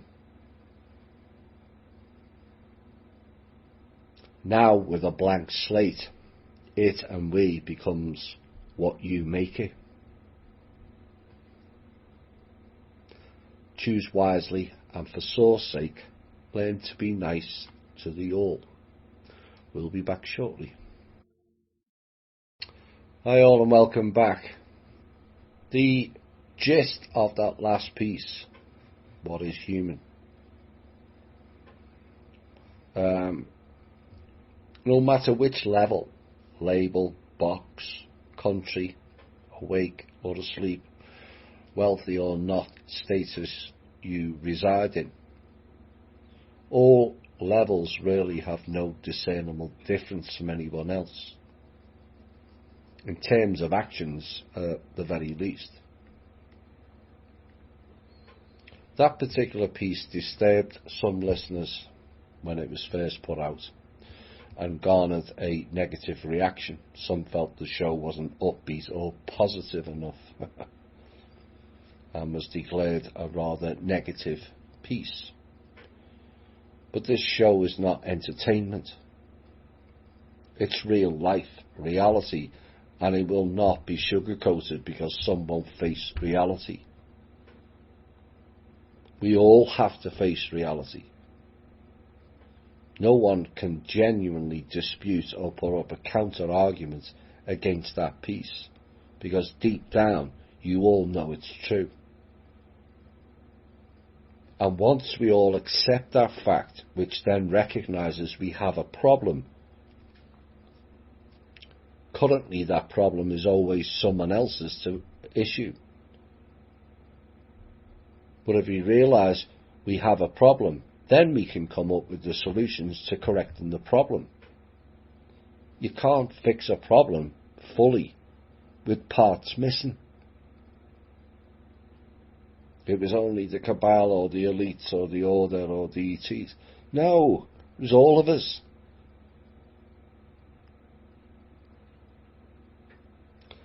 There's a common theme that has been used by us all in the alt media to put up the control system as a pyramid with various entities on the upper levels, and we the people are the foundation of the pyramid, which is largely true.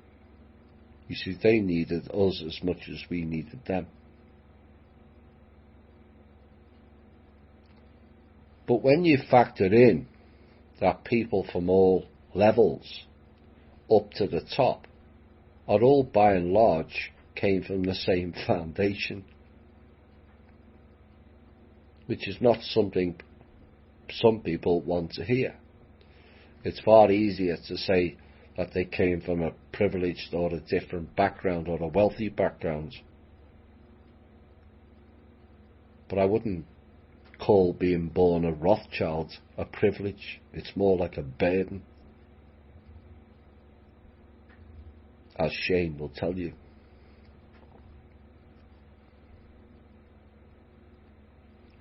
But let's look at the pyramid from a different angle or perspective, like looking in the mirror as the third person. You place the pyramid on the floor and then add a piece of wood that is equal on both sides on the top of the pyramid.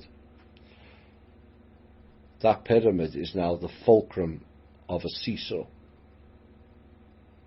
We the people on one end, the control system on the other. Which way does the seesaw go? Well, currently, although not as much now, the seesaw end with the people on is tipped on the floor, which puts the control system above us. So how is that corrected? It's corrected by those at the bottom lifting themselves up and rising the plank towards the fulcrum, the pyramid, which is exactly how the pyramid was created. And the key then is to climb up with a different perspective and ideals, or down and join them and become the system, or change you. Become the system or change you and become part of something bigger than yourself. All of us have been lied to. All lie to each other. All or most of the key aspects of his story is false. And we either see in the mirror or follow the illusion in the mirror, the latter of which has failed repeatedly. Some are all too content to focus on the reflection and the subsequent deflection, not introspection, which is what is required by the all. And for the hard of hearing, that includes me. Something else I got accused of in that particular week. Shadow and inner work cannot be fixed by fake online spiritualists or New Age bullshitters. They cannot do that for you. Only you can do that. Doing it for you is following the illusion path, and hundreds of dollars later you're back where you started, just like a loop. It's a tough process, but it brings many rewards that far outweigh pieces of paper. There is a beginning to it. Most refuse to face the beginning initially, but there is no end. Do your waves inside you flow fairly evenly or slosh about wildly? And that is where the 45-55 comes in nicely. That is a must for this year. The head in the sand approach did and does not work. Otherwise we would have a much better world. The message was, we are no different to anyone else. And we all have to step up, awake, asleep, minions and families. We were taken on a one-way ride to a point of no return. Too few are fully yet to grasp that. 2012 was our cut-off, the end of humanity. And many worked hard to get us a final chance to be different. But you can only do that by being honest with the self.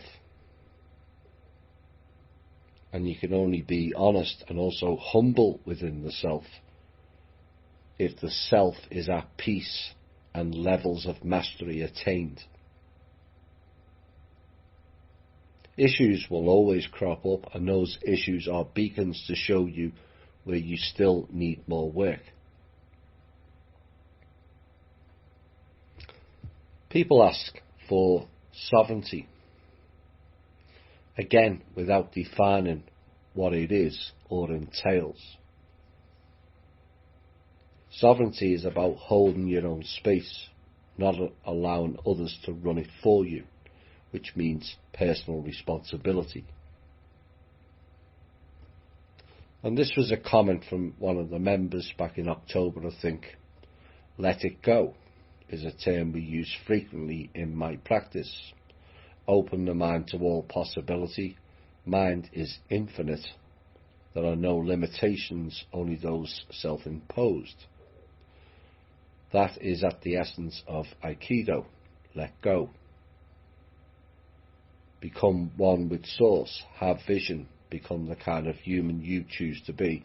and build the life and society you choose, based on a foundation of love, and protect all creation, helping all things grow and develop. And the writer says, I've got my work cut out. We all do, me included. The key is to put that practice to work and gain mastery.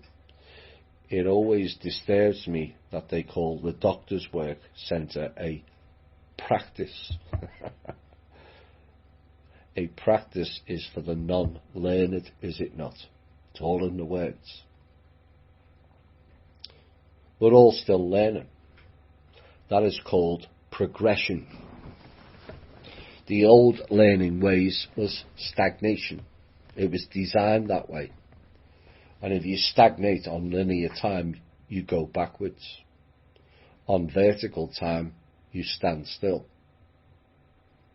But most people currently operate on linear time. But like the seesaw analogy, the key is to climb, not stagnate. Very soon, in fact in some aspects it's already underway, humanity will face their very own D-Day and their version of the Dunkirk landing, where we come out of the sea, having been declared dead at sea under the maritime law. The sea, with all its fury, surrounded by a mist of fog, so no one could even see the beach, never mind landing on it. That fog is now clearing rapidly for many, and the beach is in sight and reach. Once you've achieved that and are now out of the sea and away from all the sloshing about of the waves, endlessly tossing and turning, frothing at the beach edge, undecided whether to land or go back into the sea of illusion with the masses, you'll run a new gauntlet up the beach. Will you avoid that by putting your head in the sand and subsequently be washed out to sea again? Or plough through regardless, but running up the steep and hazardous beach with people firing at you? Not with guns or bombs, but with words, lies and projections thrown at you, all designed to pull you back into the swirling froth mass of the sea. The holy sea. And that's not a joke either. Once at the top of the beach, or the fulcrum again, you then have another test. Do you sail down the other side and join the hidden hand of darkness in the pit? Or do you become the non-hidden hand and reach out and pull others out of the sea of discontent? Some will say you can't reach the people from the top of the beach. I will say not on your own you can't. But if you use your imagination, you will join hands with others on the beach and form a chain to reach your goal. Whether you are on the land or the sea, we are creating a new blueprint of what it means to be human. All other attempts failed because they repeated the same process and program that was designed to fail.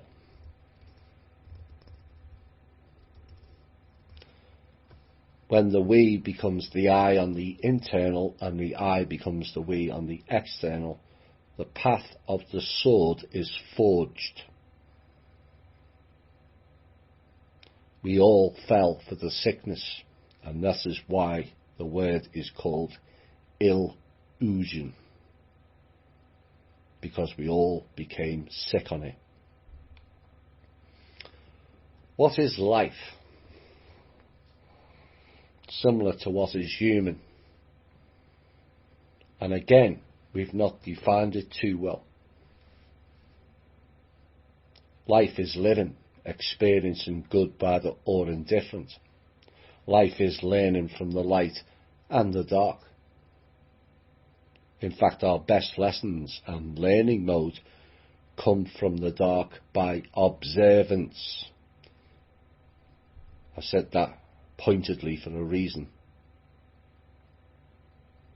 which is far better than participating in it. But this life here is not about living. As each generation passes, it has become more and more about surviving and existing than living, has it not? So much so now that surviving day to day for well over half the planet is their very existence, whilst the select few gorge on life and consume everything, like it's all of a sudden going to run out someday soon. The classic think tank tactic of create or announce scarcity where there is none. Remember, according to those clowns and scaremongers in the 1980s and 1990s, we were going to run out of oil before the turn of the last century. All lies.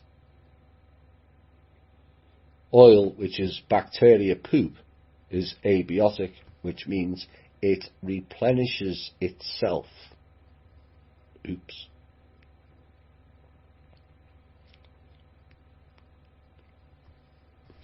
For the former, that is not living. It is an abomination of life. And the more people recognise that fact, the better. Because you have the 5 basics does not mean I'm all right, Jack, and not care for the rest of society. That is no different to being a member of the elite in its base form. Even those who do have the 5 basics in life do not see that they live like kings compared to many on this planet. There is always the desire, not need, to have more. And Western society is riddled with entitlement in comparison to many other parts of the world. But it's funny how people will compare everything else in life, clothes, homes, handbags, shoes, cars, looks, and even how many likes or friends they get on social media. But when comparisons are made with anything else involving the life or lack of life of others, the comparative mind suddenly switches off into ignore mode. And that has to stop if we are to progress as a species.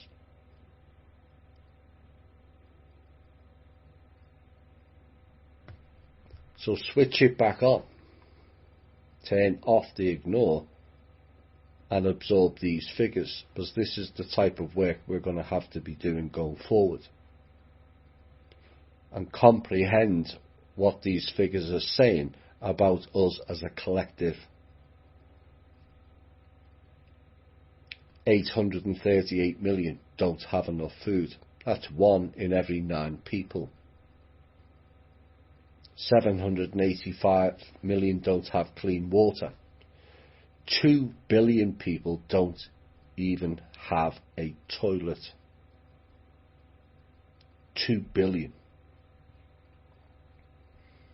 1.3 billion have no electricity. Adequate homes. The last time the global authority supposedly tasked to deal with this, yes, you, the UN, and bothered to check it, was in 2005. And 1.6 billion people didn't have an adequate home. Suffice to say, that figure is much higher now. 58 million children have no education. 876 million adults are illiterate, and 4.4 billion don't have access to the internet.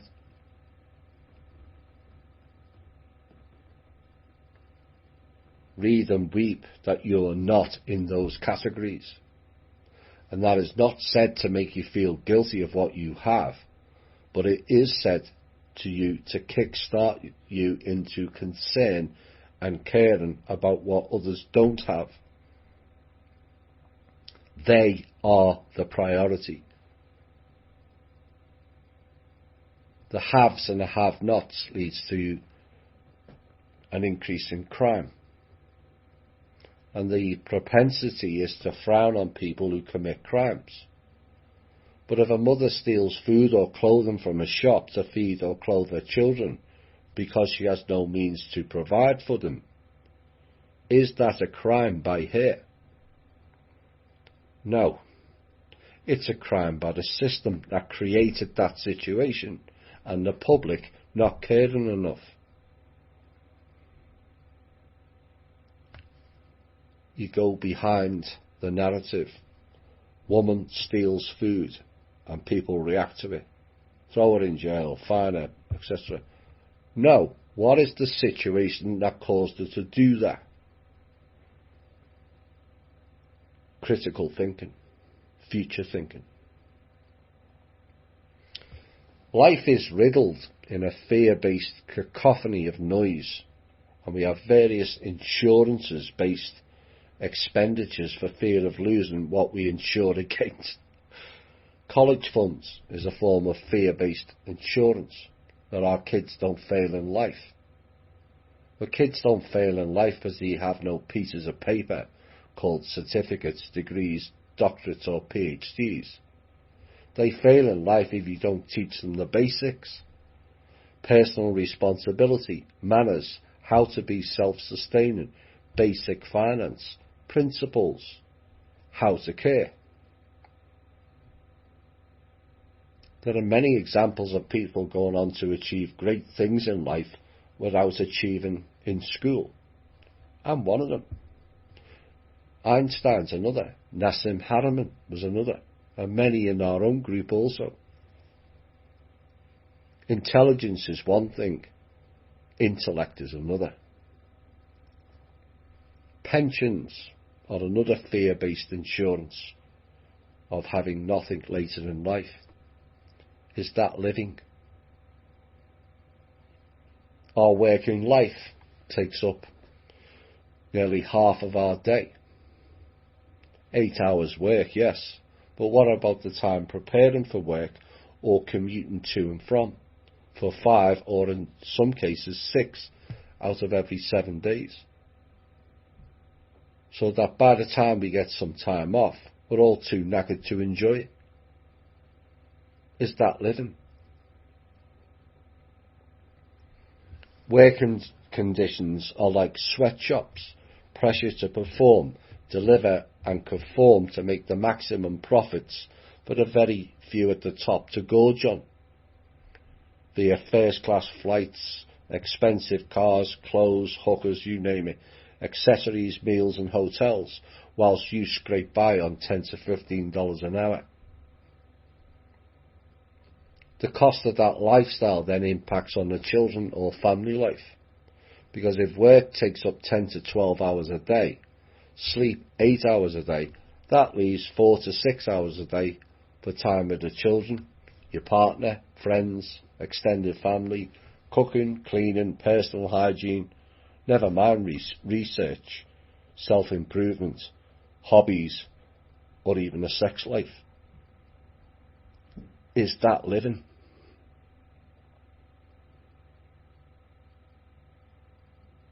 We are just being drained like batteries. And yet the very people who are being harvested of energy and living are the same ones fighting to keep the status quo. What is the definition of insanity? Doing the same thing over and over again and expecting a different result. The thinking of more equals better. It doesn't. It never has and it never will. And I hope you all understand that. Thinking different, act different and be different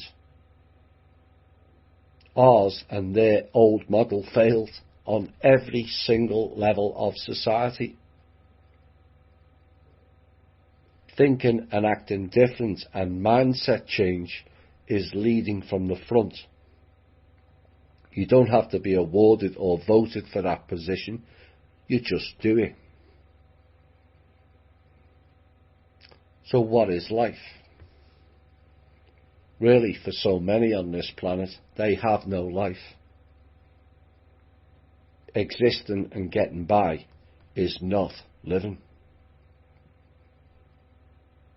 Not questioning or not complaining our life is not what we wanted is an acceptance and consent what they offer us, which is nothing. We need to define what we consider as life. One of the members a couple of months ago asked, what is love? Do we really know? Again, like the previous pieces, have we defined it? An emotion that is far too casually used in words, memes and throwaway lines. And it's one of the reasons I am not overly enamoured with Christmas or birthday cards. Sweet poems, sugary bass lines, all mass-produced. And none of those words actually came from the heart of the person given the card. It's all fake.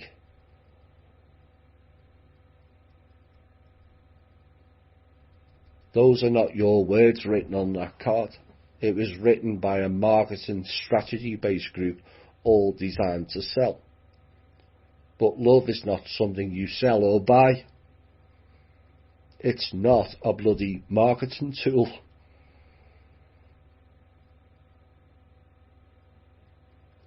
The definition of what is love and the descriptions of it today really goes nowhere near the real meaning of it, and is often dictated now in a society that has lost its way, with the majority of people who don't care beyond their own bubble world. By bubble world, I mean those within their own circle. And yeah, as everyone will attest to that listens to this show, even in their own circle, there is bitchiness, comparative and competitive mindsets, envy, and a desire to have or be better than the next person. We've all done it. And again, that has to change. If real love is to be garnered, and I'm pleased to see many of our members stepping away from that bubble, but their world is riddled with it. Love is a higher vibrational frequency.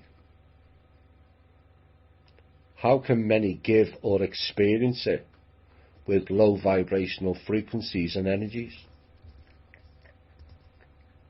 The answer is they can't. So they fake it. Now, many will not like that statement, but on a frequency level, it is true. If everyone's so loving, again I ask the question, why is the world in such a mess? As clearly as a collective we're not. You have loads of people who don't even love themselves because they're comparing their looks, life, belongings and achievements with other people. If people don't love themselves, which means they don't have the frequency contained within them, how can you put out the same frequency to someone else that you don't have for yourself? As within, so without. Ponder on that for a second.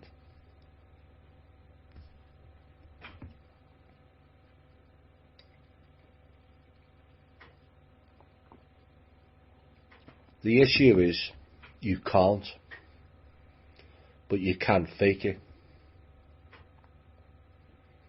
You can say it 1,000 times a day and believe it. But love is not words. Words lie.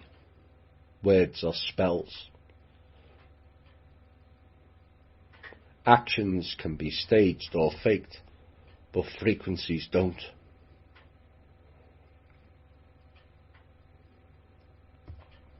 You can't really love others if the self doesn't love itself.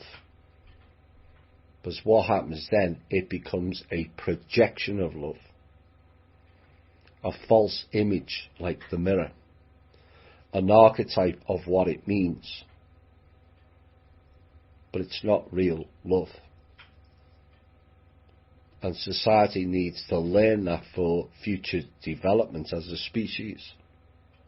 We're not here to compete, but to grow as a collective.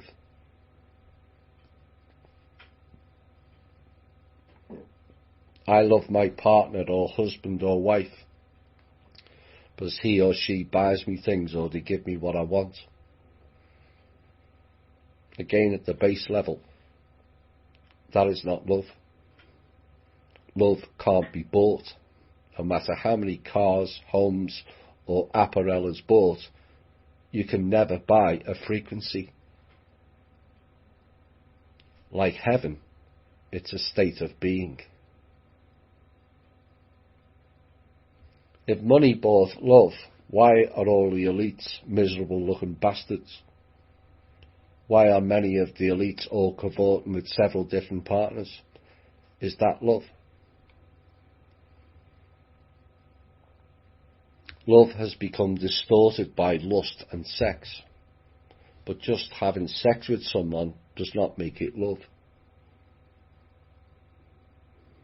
Sex is meant to be a pleasure act, which many do alone, with one partner or several partners, before they find love, or so they think.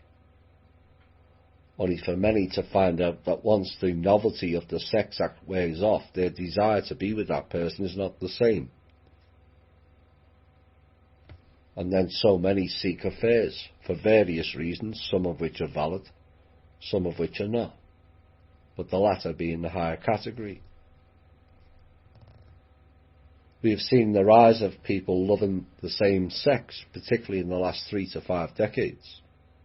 But is that based on the sex act or real love, or is it role play? Which many couples do in their own bedrooms to spice things up.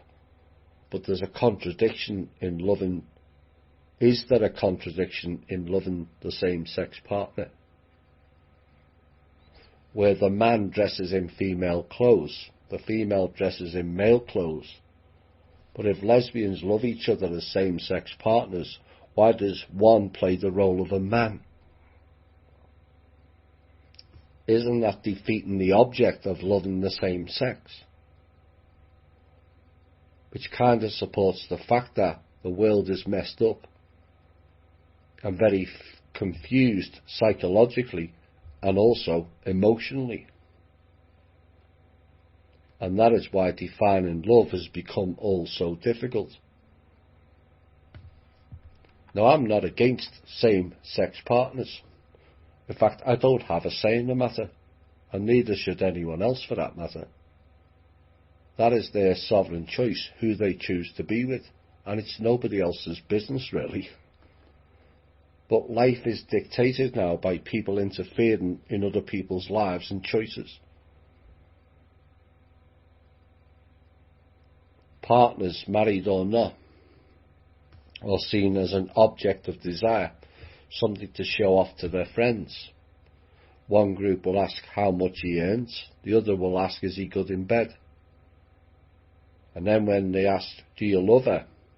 Then comes the awkward moment if the male says yes to his mates. And it generally follows along the lines of, don't be stupid, are you going soft on us, and why don't you sleep around a bit? The female brings their partner to her circle when asked what does he earn or do for a living. Sometimes they lie, fudge the answer, or they turn around and say he's out of work. Oh, the frowns, puzzled looks, twitching nose and the awkward shifts and the eyes diverted away, and that's the reaction that person gets. You could almost cut the atmosphere with a knife. Those two scenarios, you all know in both genders, that is what happens. You have seen it or done it yourself. But either way, it is damaging and not that conducive to letting love flow, is it? Love is a weakness, they say, particularly in male circles, but it's actually a strength. But I tell you what is a weakness: relationships with a controlling factor. A relationship with one partner controlling the other is not based on love, but weak individuals exerting what they think is strength and dominance over the other, but is actually showing their own weakness inside.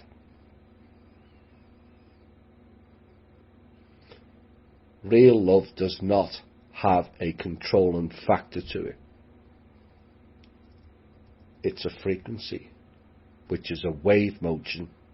You ride the crest and the fall in the same way, which means to be flexible, and it is give and take. But anyone in a controlling relationship is not based on love. Controlling is not love. They see you as a threat to their perceived dominance and so attempt to control you. So what is love? Essentially, it's undefinable or not easily describable. It's a state of being.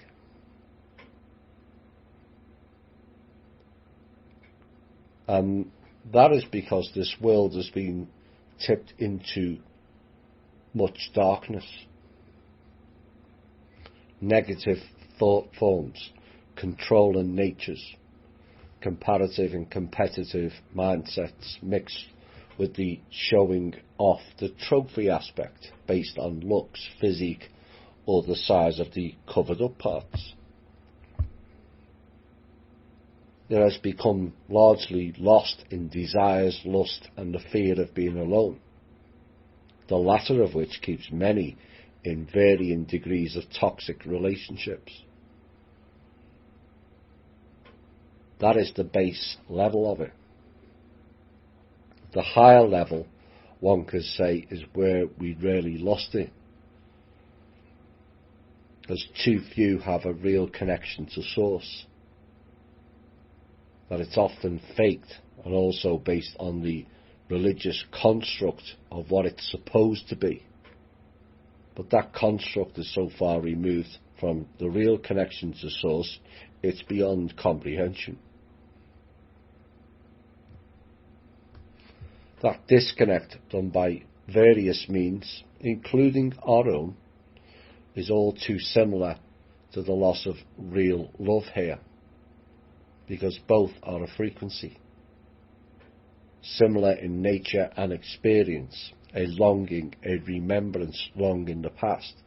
It is, in essence, a feeling, a memory and experience all rolled into one blissful moment.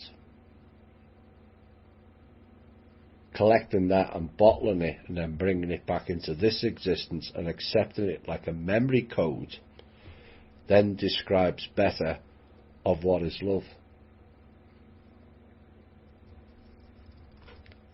Many people can love, but being in love is different.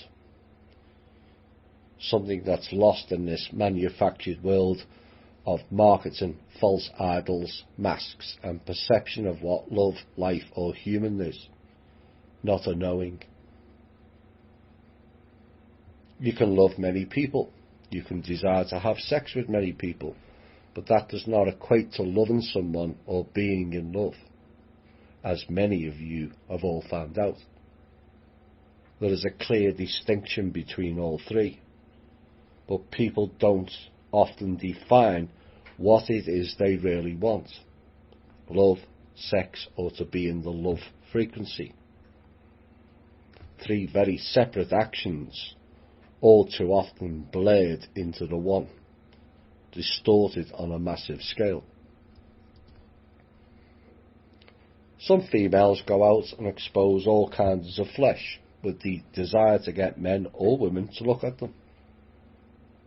But if the average bloke takes more than a glance and look, some react to it badly and exude a volume of cuss words and venom and demeaning terms. But as an overview observer, it is sending mixed messages, is it not? On the one hand, for your vanity, attention and self-confidence, you want them to look at you. But if they do so and you don't approve of the person looking, it's not acceptable. Yet if it was Brad Pitt or Leonardo DiCaprio or Chris Hemsworth, depending on your choice, that is acceptable. Well, actually it's not. Like most situations in life, we send a plethora of mixed messages and rarely define what we want or what we're looking for. It is that lack of real understanding, as much as communication, that creates so much division between us all. As some awaken to the higher forms of awakening, and the memory of those frequencies start to return, the soul family frequencies, the soul partner frequencies of the past begin to stir up within you. And you may find you may be attracted to people you've never met in the physical. Under normal circumstances in the physical, that is desire, a longing to be connected to something or someone. But this is different.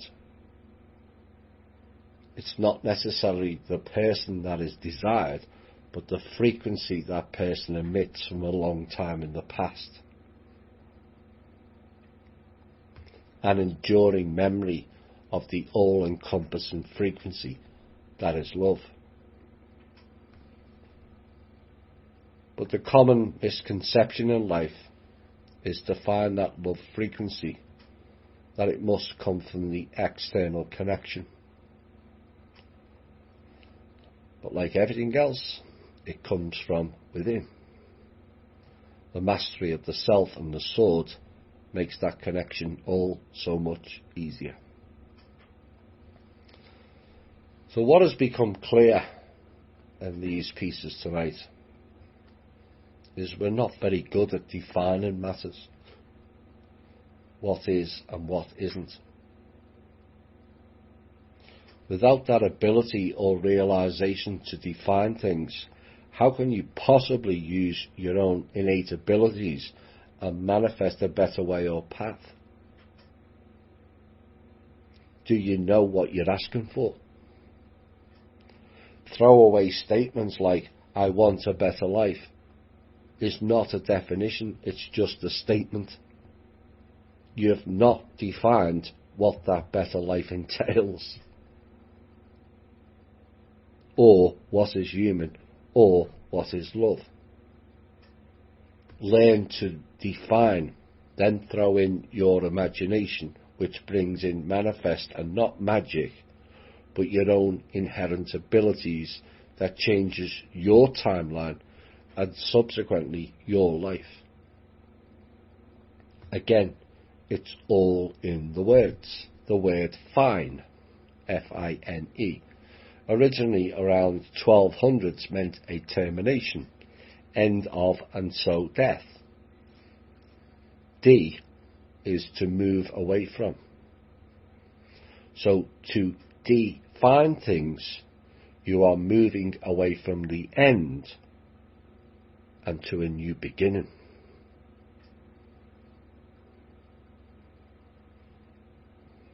What happens next? like mentioned earlier, a common saying on this show, and also Kim to the clans.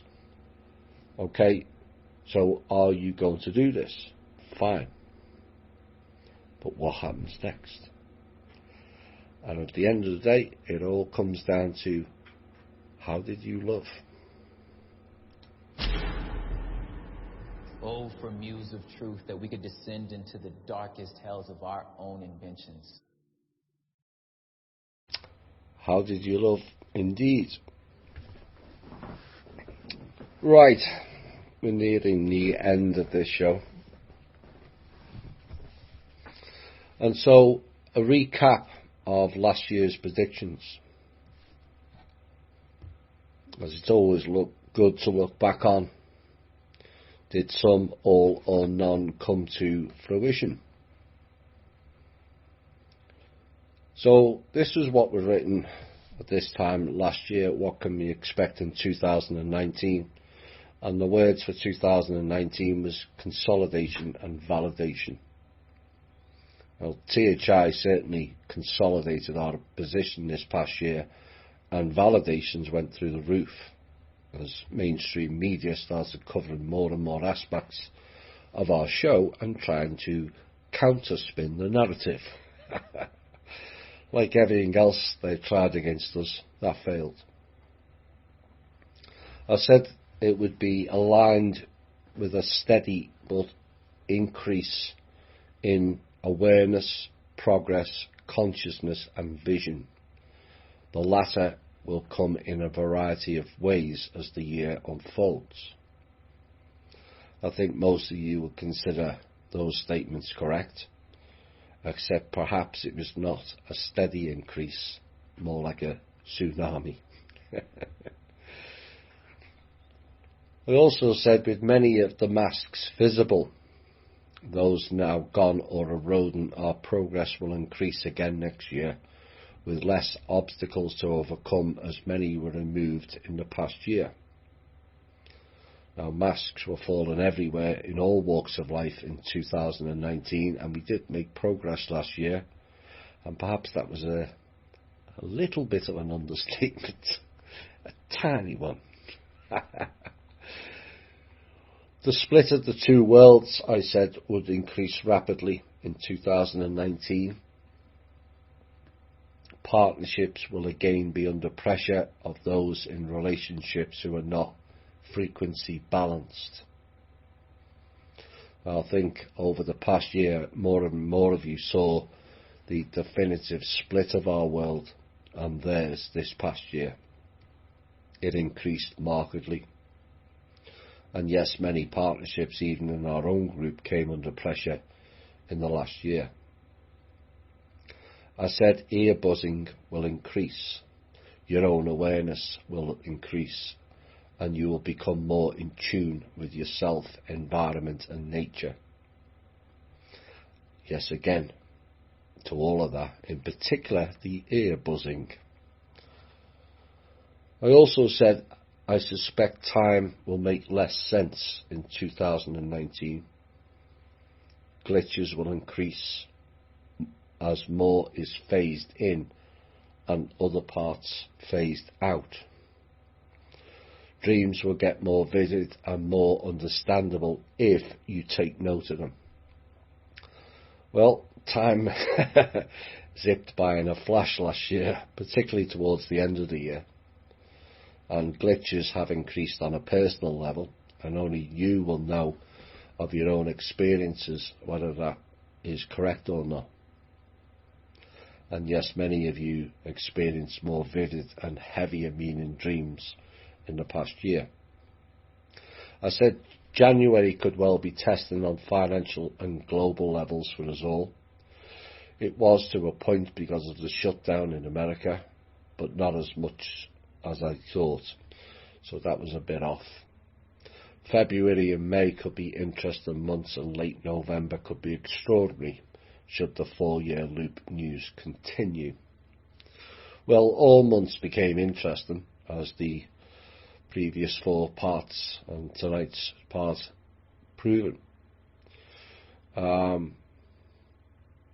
As did November, but not for the reason I forecasted. I thought there would be a much bigger event of sorts.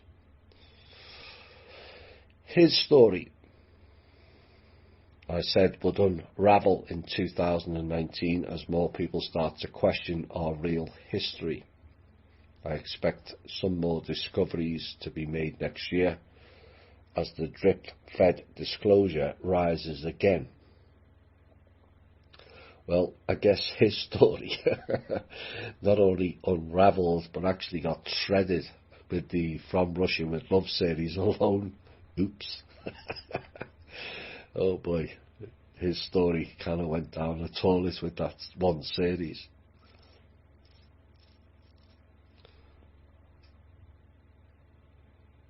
I mentioned an understanding will develop more over the statement, fact is fiction and fiction is fact. That is far more common now as we delved into the dark and it was forced into the light. I also mentioned that trust will continue to erode all the former control systems with a mixture of teaching, knowledge and hammers. And also that we were hoping for a full breakthrough on the funding and the start of the changes, also in preparation for the new decade. Well, the Trust did deliver on all of the above and more except the funding, which Kim and I would like to get out and moving on, so we can go on to the next stages of what we're involved in.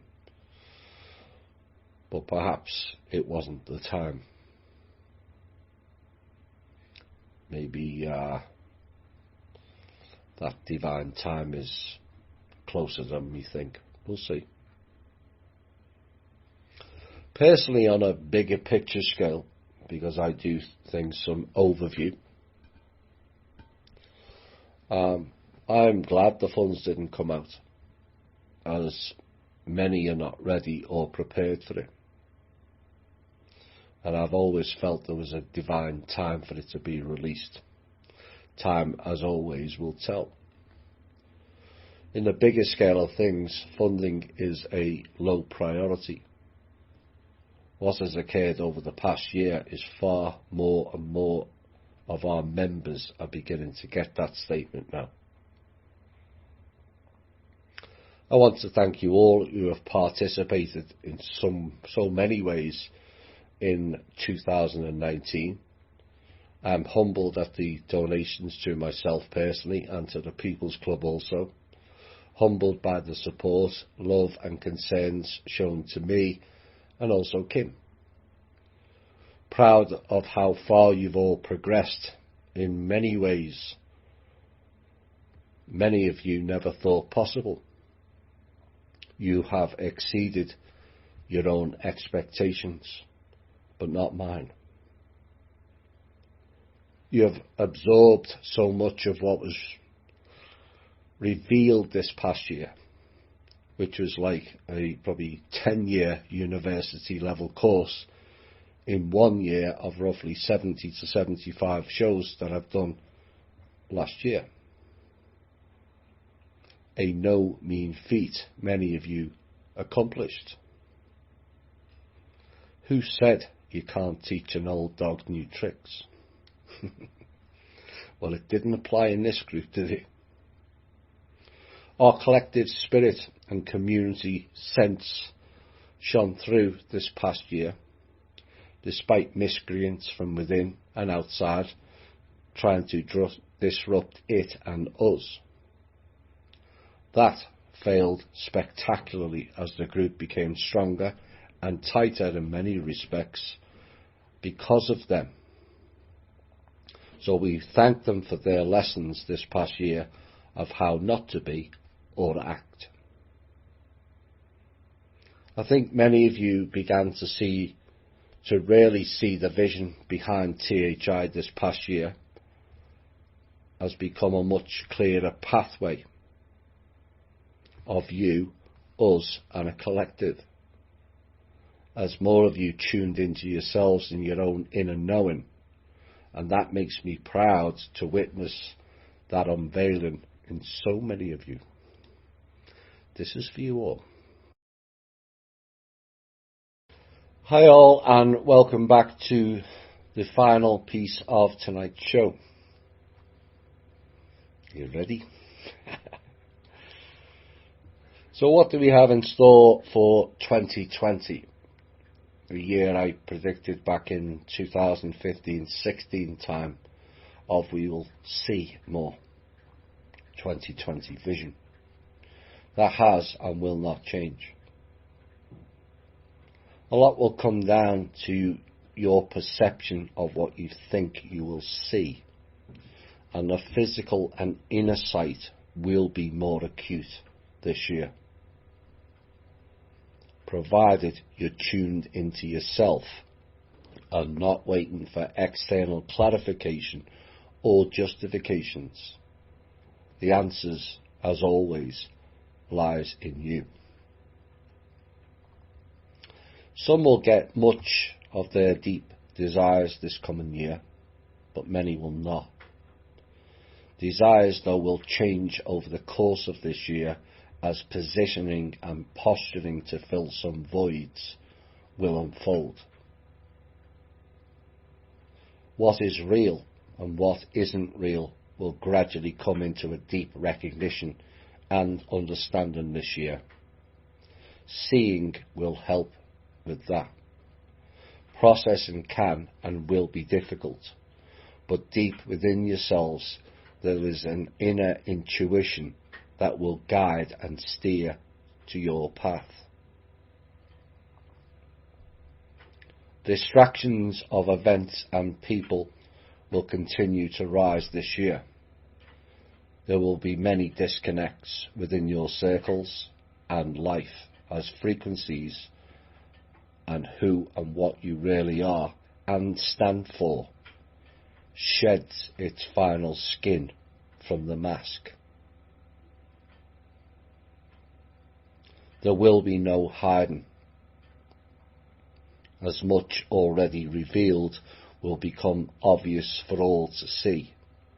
Many have exposed themselves the past year, and particularly heavy within the alt media circus, but also all around you. The term, as said before, of fact will become fiction, and fiction is fact will raise above the threshold for many of you, and also the masses may get a healthy dose of it also. The so-called top-end people will end their lives. They will turn on each other badly this coming year, expose themselves more and each other. They will implode, and I suspect many of the former parts of the old system will finally click their brains into something resembling of an adult nature and seek us out for a new path. Immigration of the future will not be country to country, but from their world into ours will be heavily prevalent in 2020. 2020 will roll in a great shift and much upheaval in terms of the physical and non-physical realms. For those with seeing abilities, shortly you will undergo and see what the real shift is all about.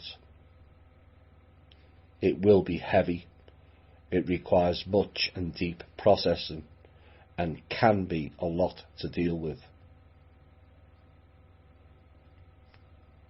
Use the tools you have and the teachings within the shows. They're all there. You have far more of the picture and the tools than you realise. It will be important to overcome the fear. Fear helps no one. For those who haven't done so and connected the sword, connect to your heart centre. Or for those who have done so and connected the sword, connect to your heart centre for a deeper understanding and processing of what you are seeing and experiencing. And yes, it is real. I'll repeat that again. For those who have done so and connected the sword, connect to your heart centre for a deeper understanding and processing of what you are seeing and experiencing. And yes, it is real. The fear of change can be and will be for some all-encompassing. Holding on to your past will not serve you well and is not conducive when deciding your path. Saying you want a certain path and being contradictory or conflicting from within will also not be conducive going forward. Indecision leads to mistakes. The few pieces mentioned earlier about defining. Throw into that what is love, what is life, what is real, and repeat it today. Grasping and understanding those pieces will help you all. You must learn to define what it is you wish to be, do, and love.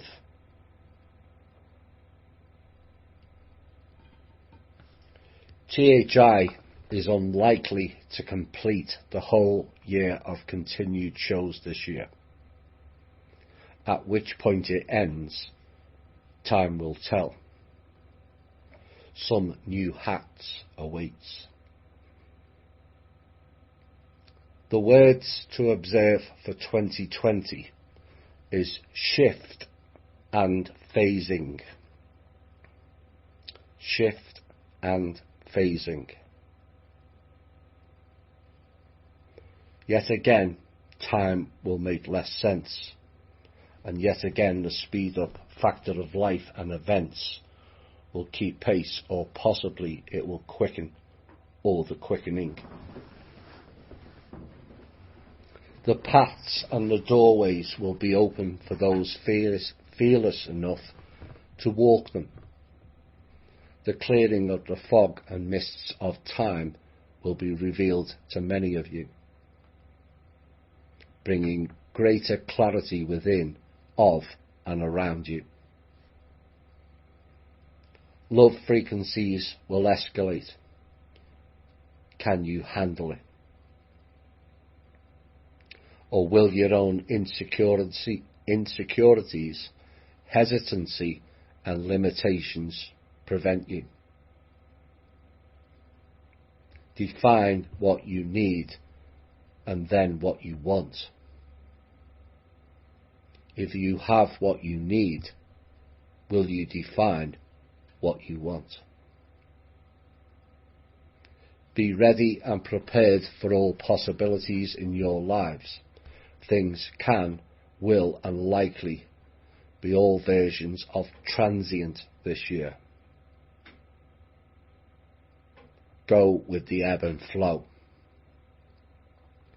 Retain sanity, calmness, and 45-55 is a must. The old wounds will appear heavily within you. Process them and release them. Forgive yourself and others and move forward. And support as many others on your frequency as possible. This is a must. The deeper connections with people not based on or in the physical will be enhanced this year. Embrace it, because it's more real than our physical understanding. See, feel, and recognize the frequencies. Embrace them, for they have returned from a distant past. Limitations will not serve you well going forward either. You must expand into a more fuller version of yourself, integrate and assimilate. Nothing in life is failure. It's just another opportunity to learn and grow. Recognizing it in that manner decreases the need for fear, shame, or guilt. Your journey will not be the same as others. Groups are great for the collective empowerment, but remember, the journey is ultimately your own only. You cannot drag others on your journey, no more than they can drag you. They can seduce you onto their path, but only you can walk it.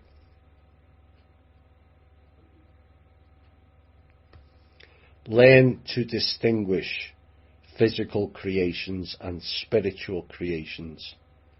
They are not one and the same. That was the illusion.